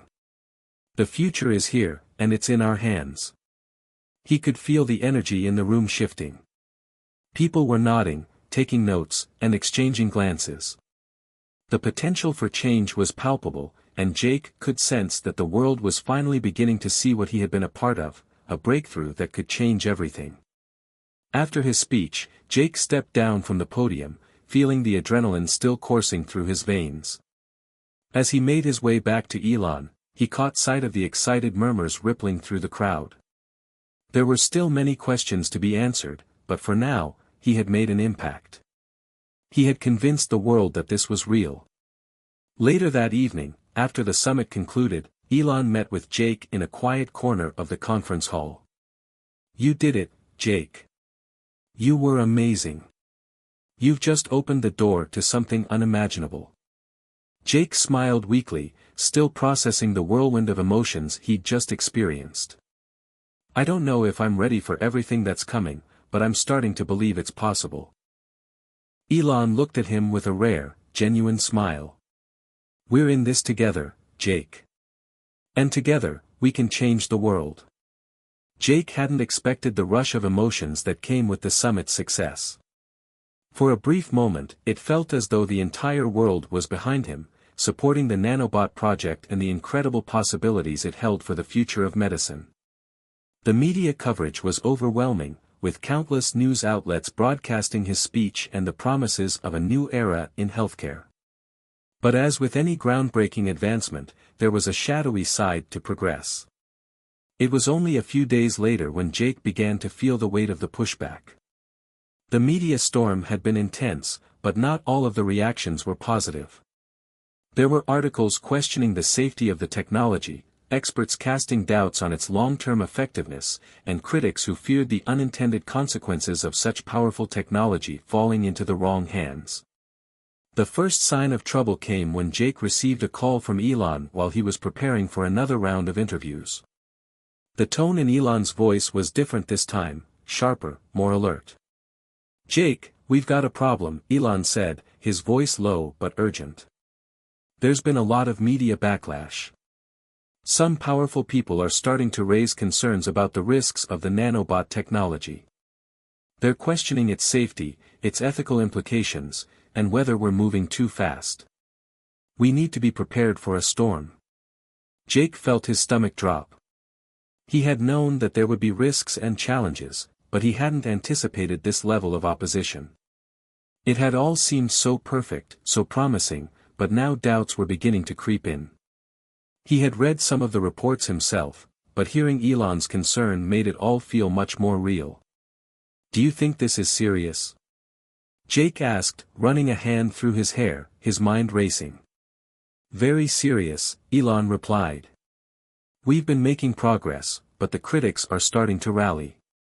There's a growing movement against us, some of the world's top health organizations, some powerful investors, even some governments are beginning to speak out.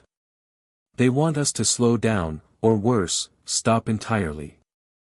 Jake's thoughts flashed back to the summit in Geneva, to the excitement and the energy of the crowd as he spoke about the future. He had felt like a hero then, but now, it seemed like that future was in jeopardy. "What do we do?" Jake asked, his voice cracking slightly despite his efforts to stay composed. Elon paused for a moment. "We fight back, Jake. We have the science on our side. We need to show the world that this technology isn't just safe, it's essential. But we can't do it alone. We need to prepare for the onslaught. Get ready for a lot of difficult conversations, media scrutiny, and probably some legal challenges." Jake swallowed hard. He hadn't signed up for a battle this big. But then again, who had? This was bigger than him now.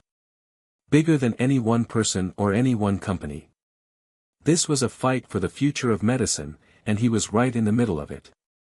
That evening, as Jake and his family sat around the dinner table, the weight of the situation began to sink in. His parents had been briefed by the team, and they could see the anxiety in their son's face. They had always been supportive of his journey, but now, with the opposition gaining momentum, they were starting to question whether this was something Jake should be a part of. "Jake, do you think this is worth it?" his dad asked, his voice laced with concern. "You've been through so much, and now it seems like you're stepping into a war zone. Is this something you want to continue with?" Jake's heart tightened at his dad's words. It was the same question he had been asking himself all day. The fame, the praise, the attention, it had all felt like a dream. But the reality was far more complicated. He had signed up for this because he believed in the technology, but now, with the pushback growing stronger every day, he wasn't sure if the dream was worth the fight.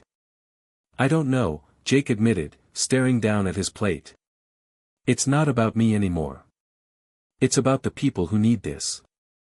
But the more I think about it, the more I realize just how big this is. Maybe too big."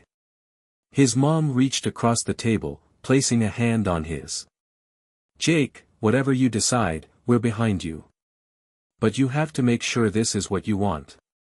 It's not just about changing the world, it's about how this impacts you and the people you love." Jake nodded, feeling the enormity of the decision weighing on him.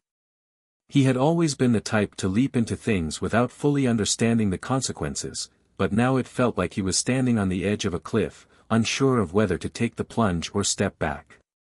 The following days were filled with constant updates, briefings, and media appearances. The criticism didn't slow down. In fact, it only intensified. News outlets were running segments questioning the ethics of the nanobot technology. Could it be abused? Could it be weaponized? Could it be used to manipulate the human body in ways that were both dangerous and unpredictable? Jake couldn't ignore it any longer. The critics had a point. As much as he believed in the technology and the potential it had, he knew that it was not foolproof. There were risks, there were uncertainties. And the world wasn't ready to accept that just yet. He had a moment to speak with Elon privately, away from the media frenzy. "Elon," Jake said, his voice shaky but determined. "I don't know if I can do this anymore. It's too much. People are scared. They don't trust us." Elon's eyes softened, a rare vulnerability showing through his usually composed demeanor. "Jake, I understand how you feel. But we can't back down now. We have to prove that what we're doing is right. It's bigger than us. It's about the future of humanity." Jake's heart felt heavy. Elon was right. This wasn't just about him, and it wasn't just about the technology. It was about the people whose lives would be changed by this breakthrough. He couldn't let fear stop him now. "I'll do it," Jake said, looking Elon in the eye. "I'll keep going. But I need to be prepared. I need to know how we're going to handle this opposition. I'm not sure I can do it alone." "You won't be alone," Elon reassured him. "We're all in this together." The stakes had just gotten higher. The opposition wasn't just an obstacle, it was a battle that could derail the entire project. But Jake had made his decision. He wasn't going to let fear dictate his future.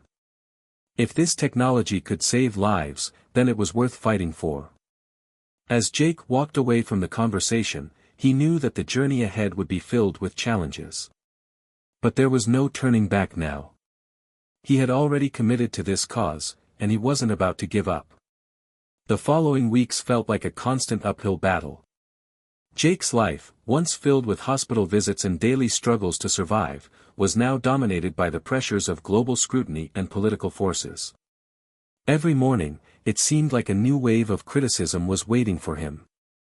News anchors, journalists, and even health experts were all calling for transparency, for proof that the nanobots were not just effective but safe.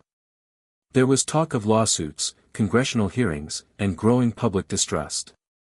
The world had been eager to embrace this new frontier of medicine when it was still a concept, a dream of possibilities. But now that it was real, the doubts began to take root. People were afraid of what they didn't understand, and no matter how much hope the technology held, fear was always louder. One evening, Jake was sitting alone in his hotel room, his head buried in his hands, staring at his phone screen. There was a new headline blaring from the latest news report: Musk's nanobots, miracle or menace? His mind raced as he read the article, dissecting the critiques, the concerns, the accusations. He wasn't used to this level of hostility, this constant questioning of something he believed in so deeply. For weeks, he had been filled with hope, hope for the future, for the people who were sick, for the families who had suffered loss. But now, he felt like a shadow of that hope was starting to stretch out, darker and more threatening with each passing day. The media frenzy had shifted. The questions were no longer about what the nanobots could achieve. They were now centered on what they could destroy. What if the technology wasn't as safe as advertised? What if the nanobots malfunctioned, causing irreversible harm? What if the very thing that was supposed to save lives could become a weapon? Jake's thoughts were interrupted by a knock on his door. It was his assistant, Sarah, who had been with him through the thick and thin of the project. "Jake," she said softly, stepping into the room. "Elon's on the phone. He wants to talk to you." Jake stood up, rubbing his eyes before picking up the phone. "Hey, Elon. What's going on?" "Elon Musk here." The voice on the other end of the line was calm, but Jake could hear the urgency underneath. "Jake, we're being attacked on all fronts. The media is all over us, and I just got off the phone with some lawmakers. We need to step up our game. Fast." Jake's stomach churned. "What's the plan? What can we do? We need to rebuild trust." The public doesn't trust us right now, and that's our biggest obstacle, Elon said, his voice steady. We've got the science, Jake, but right now, we're not convincing anyone of that. We need to show the world that this is a revolution, not a gamble. Jake let the silence stretch for a moment. How do we do that? Transparency, Elon replied. We need to open up the entire process to scrutiny. We need to let people see the data, the tests, the studies. And we need to involve independent experts. No more secrecy. No more hiding behind press releases. It's time to make our case, and we're going to do it by showing the world exactly how we've gotten here. Jake was silent for a moment, his mind processing what Elon had said. Transparency. The very thing they had been trying to avoid. They had kept the early stages of the project under wraps, partly to avoid the backlash they were now facing. But Elon was right. They couldn't keep running from the truth. If they wanted to move forward, they had to face the critics head-on and prove that their technology was everything they said it was, and more. You're right, Jake said finally, a new sense of determination settling in. Let's do it. I'll stand by the science, and I'll stand by you. Good, Elon replied. We'll start by releasing everything, testing data, results, anything that can help show how far we've come. We'll need to go public with it. All of it. The next few days were a blur of preparation. The team scrambled to compile decades of research, clinical trial data, and expert testimonials. Elon had organized a press conference that would allow the public to ask questions, voice concerns, and ultimately get a deeper understanding of how the nanobots worked. There was no turning back now. Jake wasn't sure if he was ready to face the world in this way. But he understood the stakes. If the nanobot project was going to survive, they had to be open about its risks, its potential, and the way it was changing lives, starting with his own. The press conference took place in a sleek, modern conference hall in Silicon Valley, where Elon and the team had been based. It was live-streamed worldwide, and Jake could feel the eyes of millions on him as he stood behind the podium. The room was filled with journalists, doctors, and scientists who were all there to get the answers they'd been demanding for weeks. Jake glanced over at Elon, who gave him an encouraging nod. Elon had done this before. He was used to being under pressure, used to defending his ideas against the world. But for Jake, this was different. This wasn't just about technology. It was about his life, his health, and the faith that people were placing in them. Good afternoon, Jake began, his voice steady but laced with nervous energy. I'm Jake, and I'm here today to talk to you about something that has already changed my life, and something I believe can change many, many more lives in the future. He paused, looking out at the sea of faces in front of him. This was a moment that would define everything. The questions had already started to come, and he knew there would be more, difficult, probing questions about the technology, the safety, and the future. We know that there are a lot of questions about what we've done and where we're going. We know there's fear. And we know that trust has to be earned. But we believe in this technology, and we're committed to being fully transparent about what we've accomplished, and where we still have work to do. As Jake continued to speak, he felt a shift. The critics were still out there, but he could see something in the audience, something that felt like a glimmer of hope. The press conference wasn't just about answering questions. It was about showing that they were willing to do whatever it took to make this work. Jake was here to prove that they weren't going to give up on the project, no matter the obstacles. The days that followed the press conference were full of mixed reactions. The transparency strategy had worked, somewhat. While the fears didn't completely vanish, the team was now seen as more credible. The flood of negative articles slowed, and the media's tone softened. Jake began to feel like the tide was slowly turning. But there were still hard questions to answer. The road ahead would be full of challenges, and the fight for trust wasn't over. Jake knew that this was only the beginning. The future of the nanobot project, and of his own life, depended on the choices they made from here on out. The weeks following the press conference were a test of endurance. Though the immediate backlash had slowed, the doubt still lingered in the public consciousness. Despite their efforts to be transparent, the questions kept coming, some with genuine curiosity, others with an underlying skepticism that wouldn't be easily dispelled. Jake could feel the weight of the responsibility he'd taken on as the face of the nanobot project. Every decision, every statement, felt like it could be the tipping point. He spent more and more time in meetings with his team, hashing out details, analyzing data, and responding to new inquiries. Elon was his constant ally, a reassuring presence in the storm. But the isolation Jake felt was harder to ignore. The excitement of the project's potential was now overshadowed by the constant pressure to prove its worth. It was a late night in the lab when Jake received the call. He had been running on little sleep, working on the final adjustments to the nanobot prototype, when his phone buzzed on the desk. It was Elon. Jake quickly picked up. "Jake, something just happened," Elon said, his voice urgent. "I think we've made a breakthrough." Jake sat up straighter, his exhaustion momentarily forgotten. "What kind of breakthrough?" "I'll need you to come to the lab right now. We've done something with the nanobots that could change everything. It's going to be big, but we need to verify it. I want you here when we test it." Jake's heart raced as he looked at the clock on the wall. It was already past midnight. But there was no question in his mind. This was important. "I'll be there in 20 minutes, Jake said, grabbing his jacket and rushing out the door. The lab was quiet when Jake arrived, the hum of machines filling the air. Elon was already there, pacing in front of a large glass enclosure. Inside, dozens of nanobots moved in a synchronized pattern, reacting to stimuli that Jake couldn't immediately understand. "What's going on?" Jake asked as he approached, trying to make sense of the scene before him. Elon motioned to the console next to the glass. "We've been testing the bots' ability to react to changes in their environment. And we've just witnessed something that, well, let's just say it could be a game changer." Jake furrowed his brow as he looked at the screen.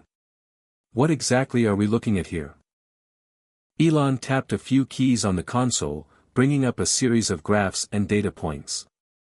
"We've programmed the nanobots to adapt to specific biomarkers, things like glucose levels, inflammatory markers, even specific DNA sequences. But what we've just observed is beyond what we expected. The nanobots aren't just reacting to what they're programmed for, they're learning. They're adapting in real time." Jake's mind raced. "You mean they're evolving? Like, biologically?" "Exactly," Elon said, his voice tinged with excitement. "We didn't expect this level of adaptability. It's not just responding to stimuli, they're predicting changes before they even happen. It's as if they're anticipating shifts in the biological environment and reacting accordingly." Jake stared at the screen, the implications of what Elon was saying starting to sink in. This could be it. This could be the breakthrough we've been waiting for. Elon nodded, his expression serious. "It's huge. But we need to test it under more controlled conditions. We can't let this go public until we know exactly what we're dealing with. There are still too many unknowns." Jake felt a mix of excitement and caution. He knew they had just stumbled onto something revolutionary. But he also knew that one misstep could set them back even further. They had to be careful. "We'll take it slow," Jake said, pacing in front of the glass. "We need to run more tests. We can't afford to make any mistakes, not after everything that's happened." The next few days were a blur of lab experiments and intense testing. The team worked tirelessly, analyzing the behavior of the nanobots under various conditions, looking for any signs of malfunction or unexpected side effects. Elon remained focused, but Jake could see the same mixture of hope and fear in his eyes. They were on the edge of something monumental, but the risks were just as high as the rewards. By the end of the week, they had gathered enough data to make a decision. The nanobots weren't just learning, they were evolving at an exponential rate. They were more advanced than anyone could have predicted. But with that advancement came the question, what would they be capable of next? Jake stood in front of the team, a sense of determination settling in. We've made something incredible here. But we can't rush it. We need to be prepared for the consequences of what we've created. This is bigger than us. It's bigger than the technology itself. Elon nodded in agreement. We're treading in uncharted waters. But if we can harness this, if we can refine it, we could change the future of medicine forever. Jake took a deep breath. Let's make sure we're ready. It was just a few days later that they received the first hint of the danger that lay ahead. A scientist from a rival pharmaceutical company reached out with an offer to collaborate. At first, it seemed harmless. A chance to pool resources, share research, and perhaps find ways to enhance the nanobot project even further. But as the days went by, Jake began to notice subtle changes. The scientist's tone had shifted from professional to personal, from collaboration to competition. They wanted more than just to help. They wanted control. Jake felt a cold chill run down his spine. They had to be careful. If the wrong people got their hands on the nanobot technology, it could spell disaster.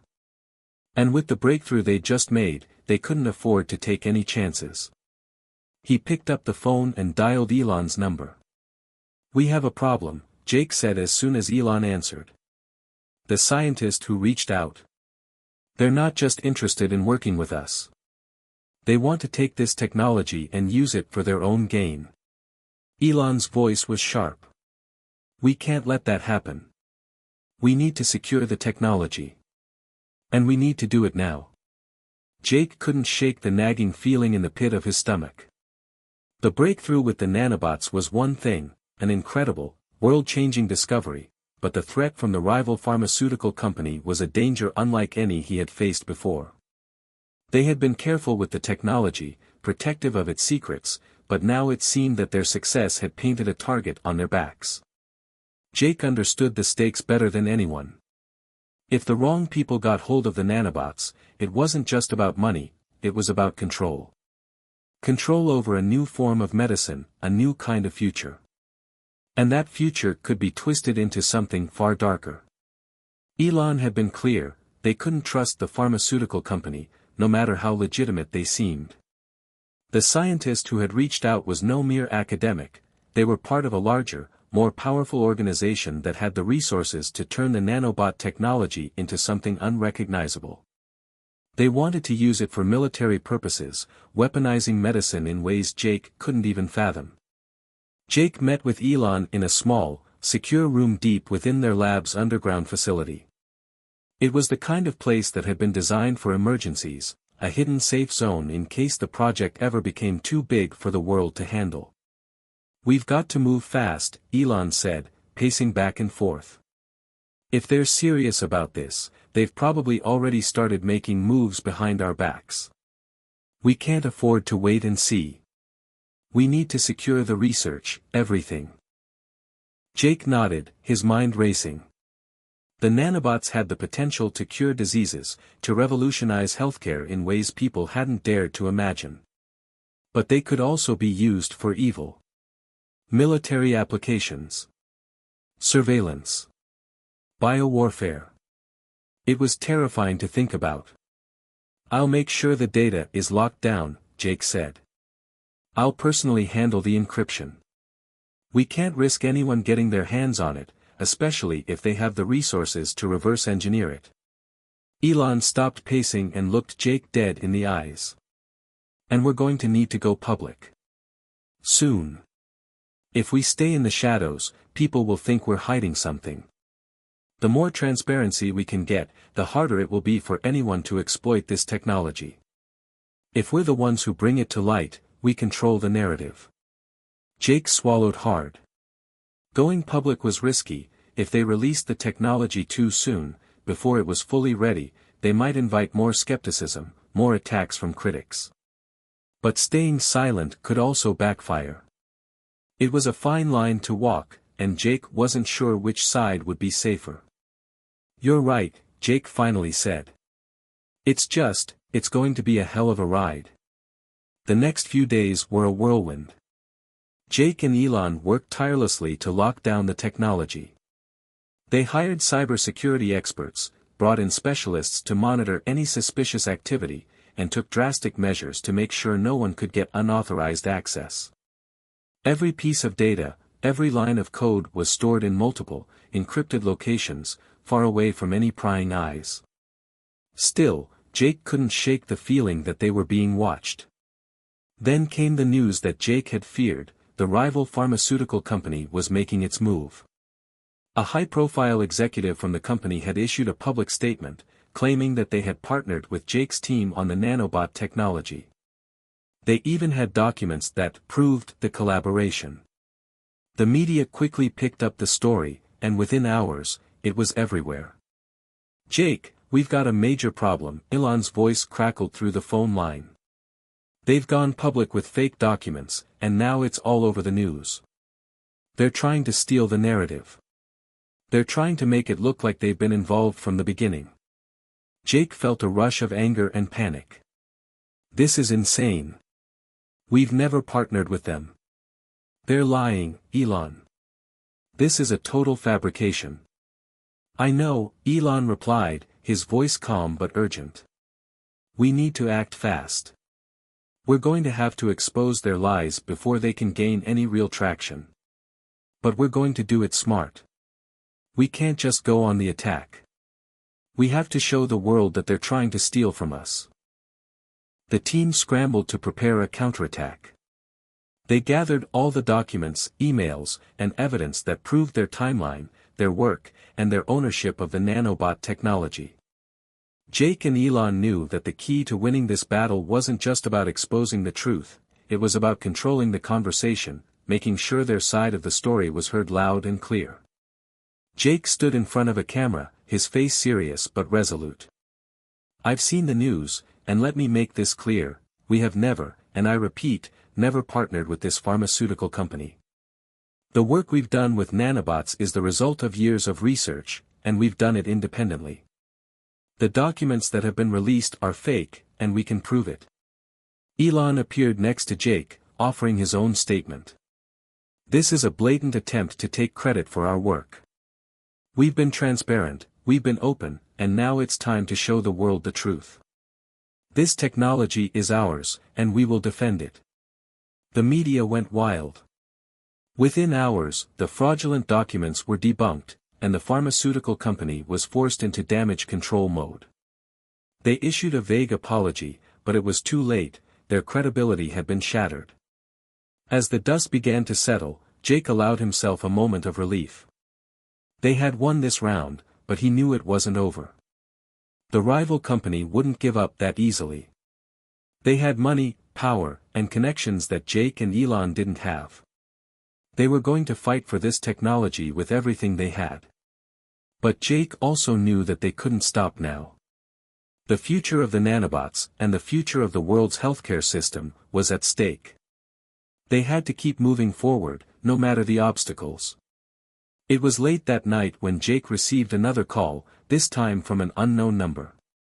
He hesitated for a moment, wondering if this was just another attempt by the rival company to undermine them. But then he picked up. "Jake," the voice on the other end said. "It's Sarah." Jake's heart skipped a beat. Sarah was his trusted assistant, the one person who had been with him through it all. "Sarah? What's going on?" "It's bad, Jake," Sarah said, her voice shaky. "They've found a way to get into our systems. Someone inside the team has been compromised." Jake's blood ran cold. "What? How is that possible?" "I don't know. But they've got access to everything, our data, the research, the nanobot prototypes.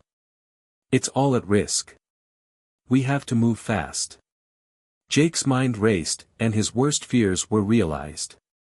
The enemy was closer than he thought. They had an inside man. The news hit Jake harder than he expected. Someone on the inside, someone he trusted, had betrayed them. His mind raced as the weight of the situation set in. How could they have been so careless? It was impossible to think that someone in their close-knit team could be compromised. They had been vigilant. They had taken every precaution.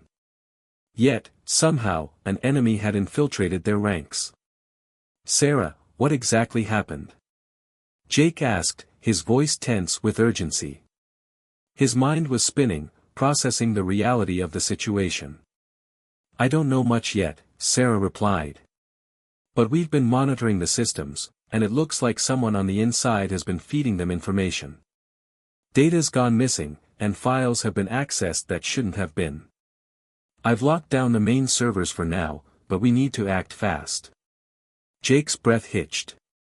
Who could it be? We've been so careful. I don't know. But I have a list of everyone who had access to the compromised systems. I'll send it over, but we need to keep it quiet. If the mole knows we're onto them, they might cover their tracks. Jake was already on his way to the lab. He couldn't afford to waste any more time. The nanobot technology was too important. The future of their entire project, their lives even, hung in the balance. If the rival pharmaceutical company got their hands on the data, or worse, on the nanobots themselves, it would spell disaster.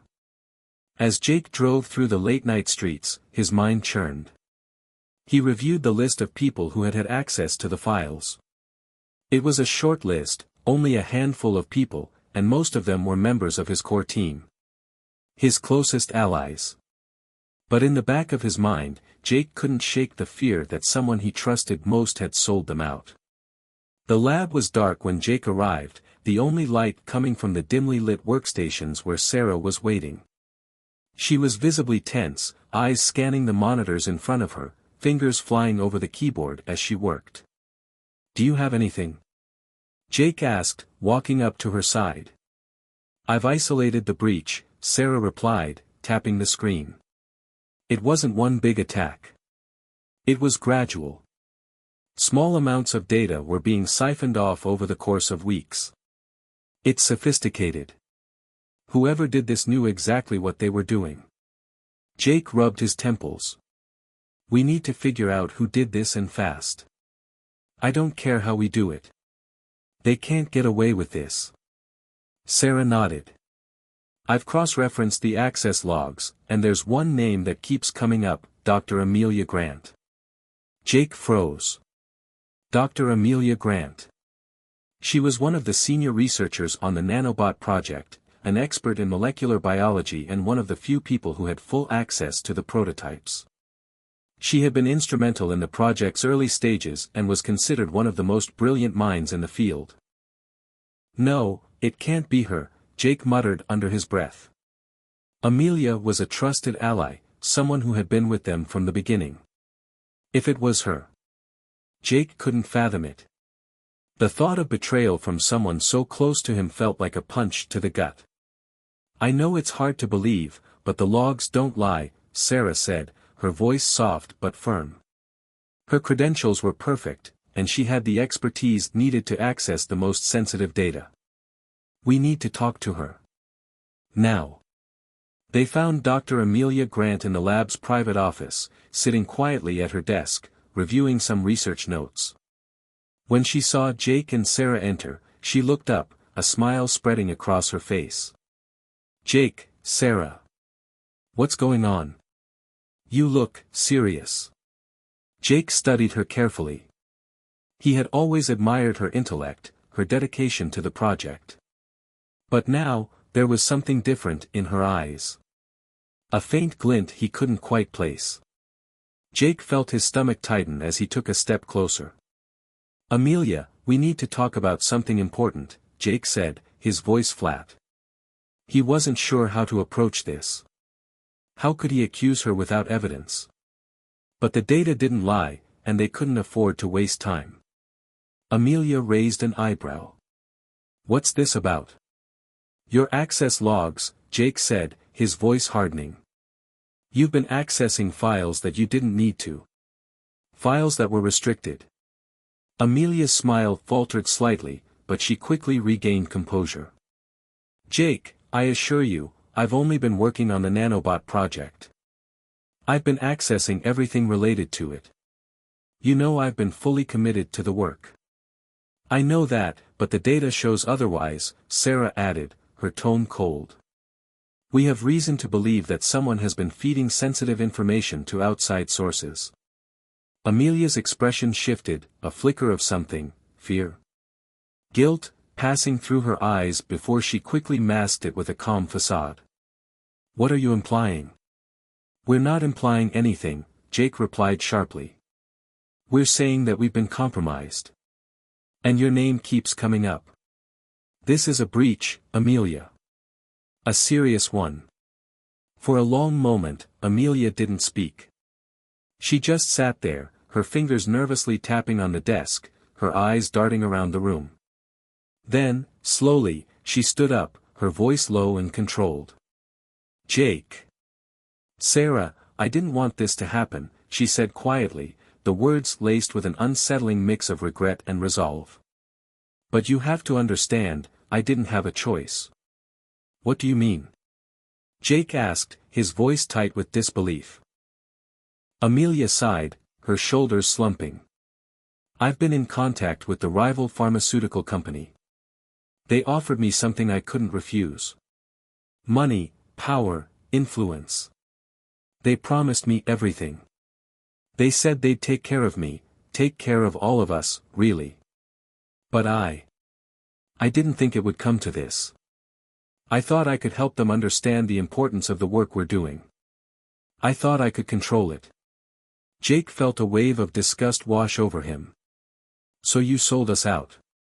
You betrayed us all for money and power. Amelia's face twisted in a pained expression. It's not that simple, Jake. You don't know what it's like to be in that position. They know how to manipulate you. They made me feel like this was the only way. But I'm sorry. I didn't want to hurt anyone. Sorry. Jake repeated, his voice rising in anger. This isn't about being sorry. This is about trust. This is about everything we've built together, and you've shattered that. For the first time, Amelia seemed to break. Her eyes welled with tears, but she quickly wiped them away. I didn't want to hurt you, Jake. I didn't want any of this. But I couldn't turn back once I got involved.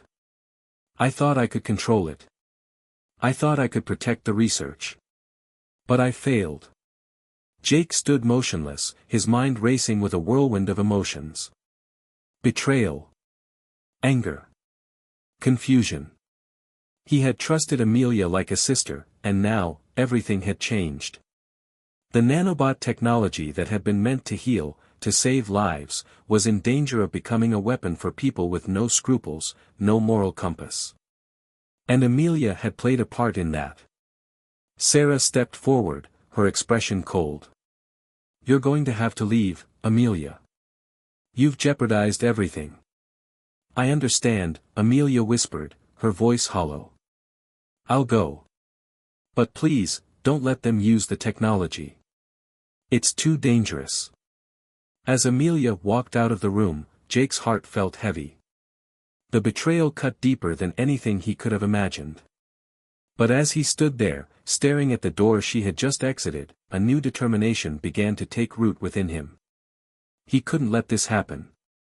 He couldn't let the people who had betrayed them win. The stakes had just gone up. And Jake was ready for whatever came next. The betrayal still lingered in Jake's mind as he sat in the quiet of the lab, the weight of the situation pressing down on him. Amelia had been a close ally, a friend. Yet in the blink of an eye, everything had changed. The trust they'd built had been shattered, and the very technology that had the power to save millions now hung in the balance, in the hands of those who could wield it for destruction. The door to the lab clicked open, and Elon walked in, his face drawn, his usual confidence dimmed by the turn of events. He had been monitoring the situation from afar, trying to stay ahead of the game. But the news of Amelia's betrayal had hit him hard too. He knew, more than anyone, that the stakes were higher than ever. Jake, Elon began, his voice tight with frustration, what's the next move? Jake ran a hand through his hair, his mind still processing the chaos of the last few hours. We have to move fast, Elon. The rival company, they're not just after our research, they're after control. They'll stop at nothing to get what they want. Elon's gaze hardened. That's what I've been thinking. But I don't think we're dealing with just a rogue company anymore. This goes deeper. What do you mean? Jake asked, his brow furrowed. The mole in our team, Amelia, she was just the beginning. I don't think the pharmaceutical company is the real enemy. I think there's someone else pulling the strings. Someone much bigger, Elon said, a grim realization in his eyes. Jake's heart skipped a beat. You're saying this goes beyond just business competition? Exactly, Elon replied, his voice low. Whoever is behind this has the resources to bring down everything we've built. And it's not just about money. This is about power on a global scale. Jake's stomach twisted. What kind of power? Elon didn't answer immediately, but the look in his eyes spoke volumes. The kind of power that could change the world. But not for the better. It could make nations bend to their will, manipulate entire populations with a technology like the nanobots. Imagine a world where every person's biology is controlled by an outside force. Where diseases are engineered, where information is monitored through the very devices meant to help us. The enormity of what Elon was suggesting hit Jake like a ton of bricks.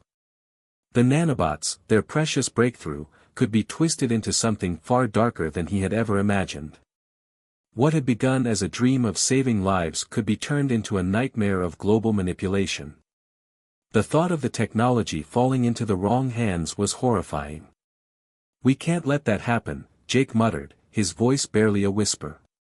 Elon's eyes softened, though the urgency remained. No, we can't. But to stop this, we need more than just the research. We need to take the fight to them, whoever they are, and make sure they can't use the technology. We need to find out who's behind this, Jake. The next few days were a blur of activity. The team worked around the clock, combing through every shred of evidence, tracking down leads, and trying to piece together the puzzle of who was really behind the rival company's sudden interest in the nanobots. The mole, Amelia, was gone, but her betrayal had set off a chain reaction that threatened to bring everything crashing down. Jake couldn't stop thinking about her final words, don't let them use the technology. It's too dangerous. The warning echoed in his mind, but what had she meant? If she had been so involved, why hadn't she been more forthcoming? Had she really been trying to help, or was it just a last-ditch attempt to clear her conscience? There were too many unanswered questions. Then, a breakthrough. Sarah, working late into the night, managed to uncover a hidden set of communications, emails, encrypted messages, and records of meetings. At first, the names seemed unimportant, just generic identifiers, but then one stood out, Cassandra Gray. Jake didn't recognize the name at first, but the more they dug, the clearer it became that this person wasn't just a middleman, they were a major player in the pharmaceutical industry. A name that had popped up in some of the highest-level corporate and governmental circles. Cassandra Gray was linked to multiple companies, politicians, and organizations involved in genetic engineering and bioweapons development. Jake's heart sank. This wasn't just a corporate war. This was bigger than anything they had anticipated. Cassandra wasn't just someone looking to make a profit, she was part of a global network, a web of influence and control that extended far beyond the pharmaceutical world. What do we know about Cassandra? Jake asked, his voice tense. Sarah glanced up from her screen, her face pale. She's not just a corporate mogul, Jake. She's one of the top strategists behind some of the most controversial biotech projects in the world. And, she's been directly involved with multiple governments and military organizations. She's got the connections, the power, and the resources. Great, Jake muttered. Just what we need. A puppet master with her fingers in every pie. Elon's voice crackled over the intercom, cutting through the tension. "You're not wrong, Jake. But this isn't just about Cassandra. We need to understand why she's targeting our project. What does she want with the nanobots? There's something more here, something bigger than what we see on the surface." Jake, Elon, and Sarah spent the next few hours strategizing, trying to connect the dots between Cassandra Gray and the people who had helped her orchestrate this attack on their research. The more they dug, the more they uncovered, deals with governments, covert operations, and high-stakes maneuvers that hinted at a far-reaching agenda. Cassandra wasn't interested in just controlling the technology, she wanted to own it. To use it to rewrite the balance of power in the world. "If she gets her hands on the nanobots," Jake said, his voice growing more resolute, "she'll be able to control not just the health of nations, but the very people within them. Every aspect of their lives could be monitored, manipulated, controlled." Elon nodded grimly. "And if we let that happen, it's game over. We can't let Cassandra win. Not after everything we've worked for." "But how do we stop her?" Sarah asked, her voice tight with anxiety. "She's got the money, the resources, and the connections. We're up against a giant here."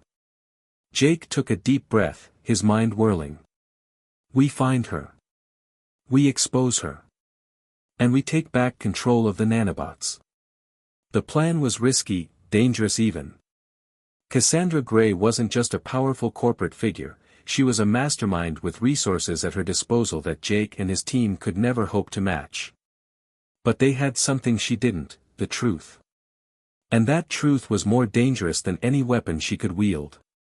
As Jake prepared for the next phase of their mission, a realization struck him. This wasn't just about technology. This was about the very essence of human freedom. The power to choose, to live without fear of manipulation. The nanobots could either be the key to a brighter future, or the tool for oppression on a scale the world had never seen before. Jake knew what he had to do.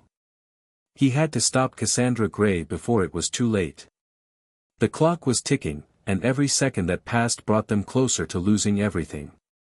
The stakes had never been higher. The weight of the revelation about Cassandra Gray hung over Jake and his team like a storm cloud, but they knew they had no time to dwell on it. They had a mission now, a dangerous one. To stop Cassandra from acquiring the nanobot technology, they had to infiltrate her organization, expose her plans, and take back control of the research. But doing that meant getting close to the heart of the beast. Elon paced the room, his thoughts racing. "We can't just waltz in there and confront her. She's too well protected. We need to be smarter than that. We need to get in undetected, gather the intel we need, and then strike." Jake nodded, feeling the pressure mounting.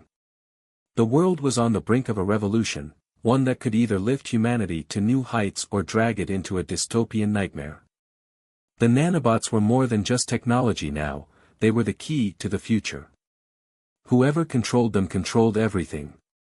"We need to get to Cassandra's facility," Jake said, his voice firm. "But we can't go in blind. We need a plan, one that gives us an advantage." Sarah, who had been quietly analyzing the data, looked up from her screen. "I've been tracking her movements. Cassandra has a private facility outside the city, highly secured, isolated. It's built to withstand any kind of attack or infiltration.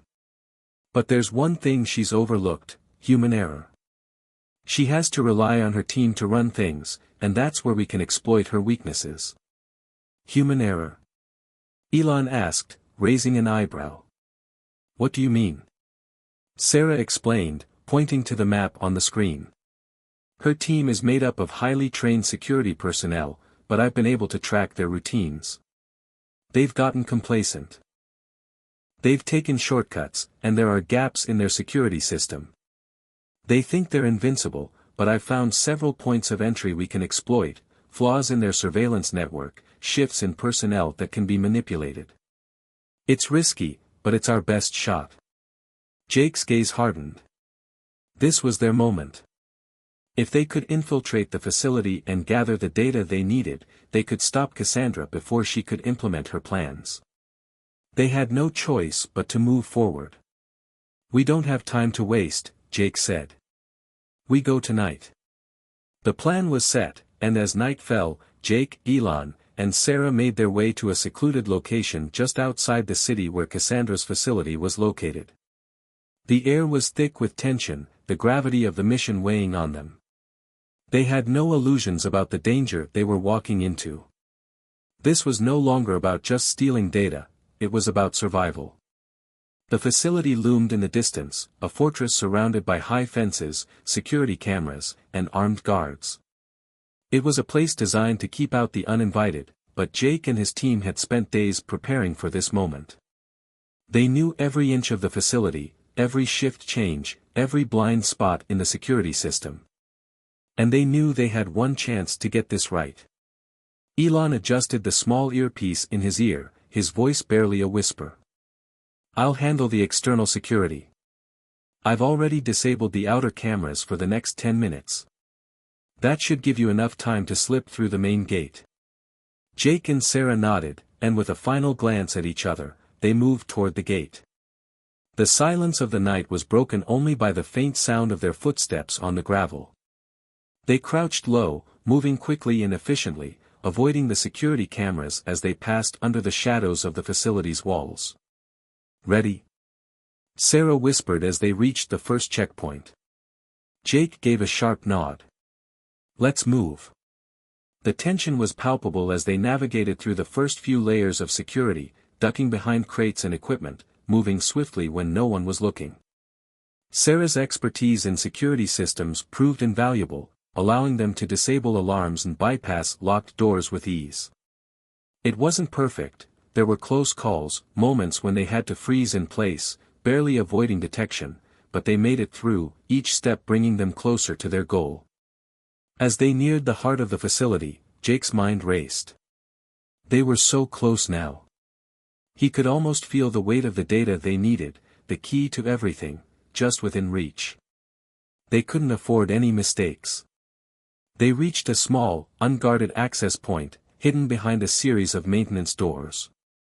Sarah quickly hacked into the system, bypassing the security measures with a few quick keystrokes. "We're in," she said, her voice a mix of relief and excitement. The door opened with a soft click, revealing a long corridor lined with high-tech equipment and sleek, cold walls. The tension inside Jake's chest tightened, and he could almost hear his heartbeat in the silence. "This is it," Jake said quietly. "We need to get to the central server room. That's where they're keeping the data." They moved quickly, navigating through the maze of hallways and labs, staying in the shadows. Their every step felt magnified, one wrong move, one miscalculation, and the entire mission could fall apart. But luck was on their side, for now. As they reached the entrance to the server room, Jake's heart skipped a beat. The door was heavily guarded. Two men stood outside, rifles slung over their shoulders, their attention focused on their screens. "We can't just walk in there," Sarah muttered, glancing at Jake. Jake thought for a moment, his mind working quickly. "We'll have to take them out." Quietly. He turned to Elon, who was already moving into position. Elon was a master at this kind of operation, he'd dealt with security breaches before, but this was different. This wasn't just a raid. This was a race against time. Elon gave a nod. "I've got this." Elon moved swiftly, silently, using his quick reflexes to subdue the guards without a sound. Within seconds, the two men were unconscious, lying on the cold floor. Jake and Sarah moved forward, entering the server room. It was filled with rows of machines, humming softly, the heart of Cassandra's operations. Jake moved quickly to one of the terminals, his fingers flying over the keys as he accessed the files. "Got it," he said, a rush of relief flooding through him. "I'm pulling the data now." The seconds felt like hours as Jake downloaded the crucial files, the blueprint of Cassandra's entire operation, the plans to weaponize the nanobots, the secret deals she had made with corrupt governments, and most chilling of all, her plans to control the world's population through the technology. Just as the download completed, a loud noise echoed through the hallway. "Shit!" Sarah hissed. "They're coming." Jake slammed the laptop shut and grabbed it, his mind racing. "We need to go. Now." They turned and fled, retracing their steps through the hallways as alarms began to blare, signaling their presence. They were running out of time. They burst through the maintenance door, adrenaline coursing through their veins as they sprinted toward the exit. The sounds of footsteps echoed behind them, getting louder. Their pursuers were closing in. With every breath, every step, Jake could feel the weight of the mission on his shoulders. They had the data. Now, they just had to survive long enough to expose Cassandra's plans to the world. As they reached the outer perimeter, Elon hit the emergency release on the fence, allowing them to slip through just as the sound of gunshots rang out behind them. They were safe, for now. The cold night air stung Jake's face as he and his team stumbled through the forest, their hearts still racing from the close escape. The data was secure, tucked safely inside Jake's backpack, but their journey was far from over. Cassandra's facility may have been left behind, but the real battle was just beginning. Jake's mind raced with thoughts of what they had just uncovered. The files on Cassandra Gray were nothing short of terrifying. She wasn't just after control over the nanobots, she had designed an entire global network to implement the technology, a network that spanned governments, military factions, and powerful corporations. The scope of her plan was staggering. If they didn't act fast, humanity itself could fall under her control. "This is bigger than we thought," Elon said, his voice grim as he walked beside Jake. His usual confident demeanor had been replaced by a weariness Jake had never seen before. "She's been working on this for years. And she's not going to stop. Not now. Not ever." "I know," Jake replied, his voice tight. "We've got to expose her. We've got the proof, but getting it into the right hands isn't going to be easy." Sarah, who had been quiet for the last few minutes, finally spoke up. "The hard part isn't over, Jake.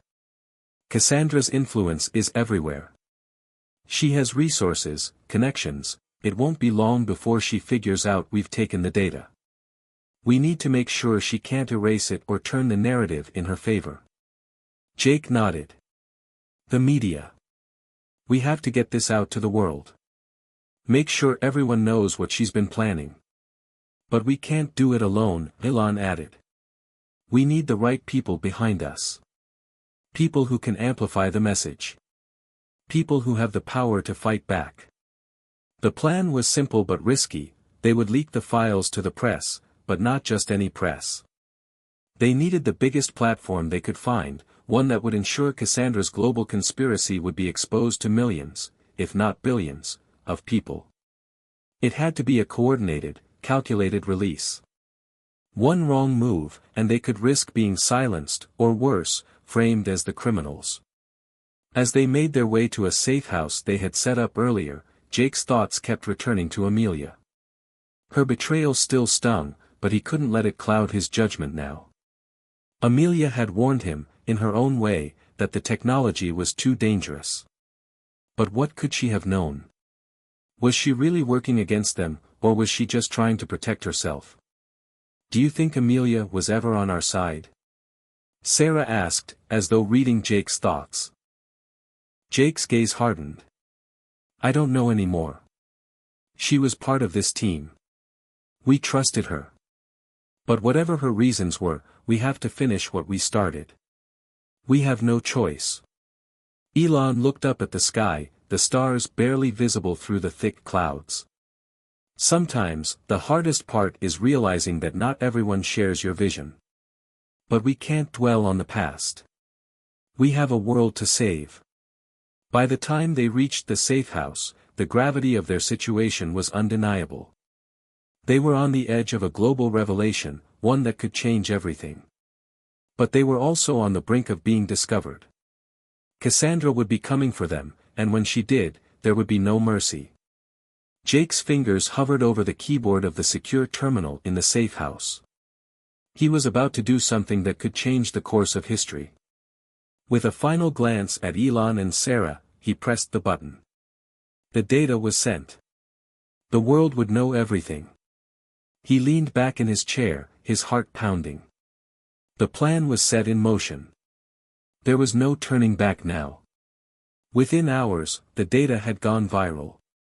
News outlets around the world began to pick up the story: massive corporate corruption, secret biotech deals, and a network of manipulation that spanned across continents. Cassandra's name was everywhere, and her plans were out in the open. The nanobots were no longer a scientific breakthrough, they were a weapon, and the entire world knew it. The media storm was intense, but it was just the beginning. Governments around the globe scrambled to respond, some condemning Cassandra's actions, while others remained eerily silent. The pressure was mounting, and Jake and his team knew they had to stay ahead of the storm. But as the hours passed, Jake's phone buzzed with an incoming message. It was an encrypted message, marked as urgent. He opened it, his heart racing as he read the contents. It was a warning. The message came from an unknown source, but the content was chilling. Cassandra knows. She's coming for you. She has a plan to erase you from history. You won't survive unless you act fast. Get to the backup facility. It's the only place where you'll be safe.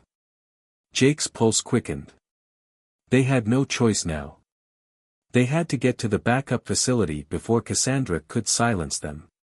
It was a race against time, and they were up against a woman who had already proven she would stop at nothing to get what she wanted. Cassandra's not going to stop until she takes us down, Jake said, his voice tense as he read the message aloud to Elon and Sarah. We don't have much time, Elon said, already grabbing his gear. We need to move, now. The team quickly packed their things, preparing for the next phase of their fight. The backup facility was their last hope, a place where they could regroup and figure out how to bring Cassandra to justice. But the road ahead was treacherous. Cassandra's forces would be hunting them down, and with every passing minute, the danger grew.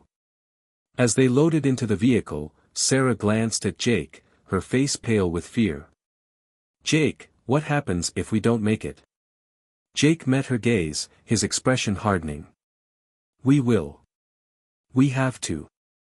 This isn't just about us anymore. It's about the future. We have the power to stop her. We just have to survive long enough to expose her completely.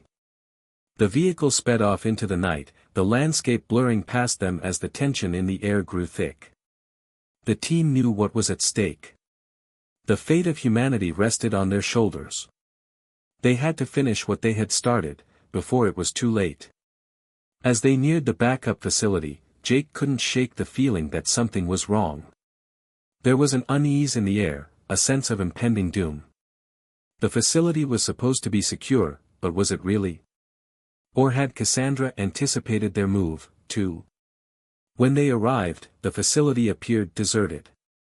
The silence was deafening, but there was something about it that felt off. We're here, Elon said, glancing around. Let's move inside.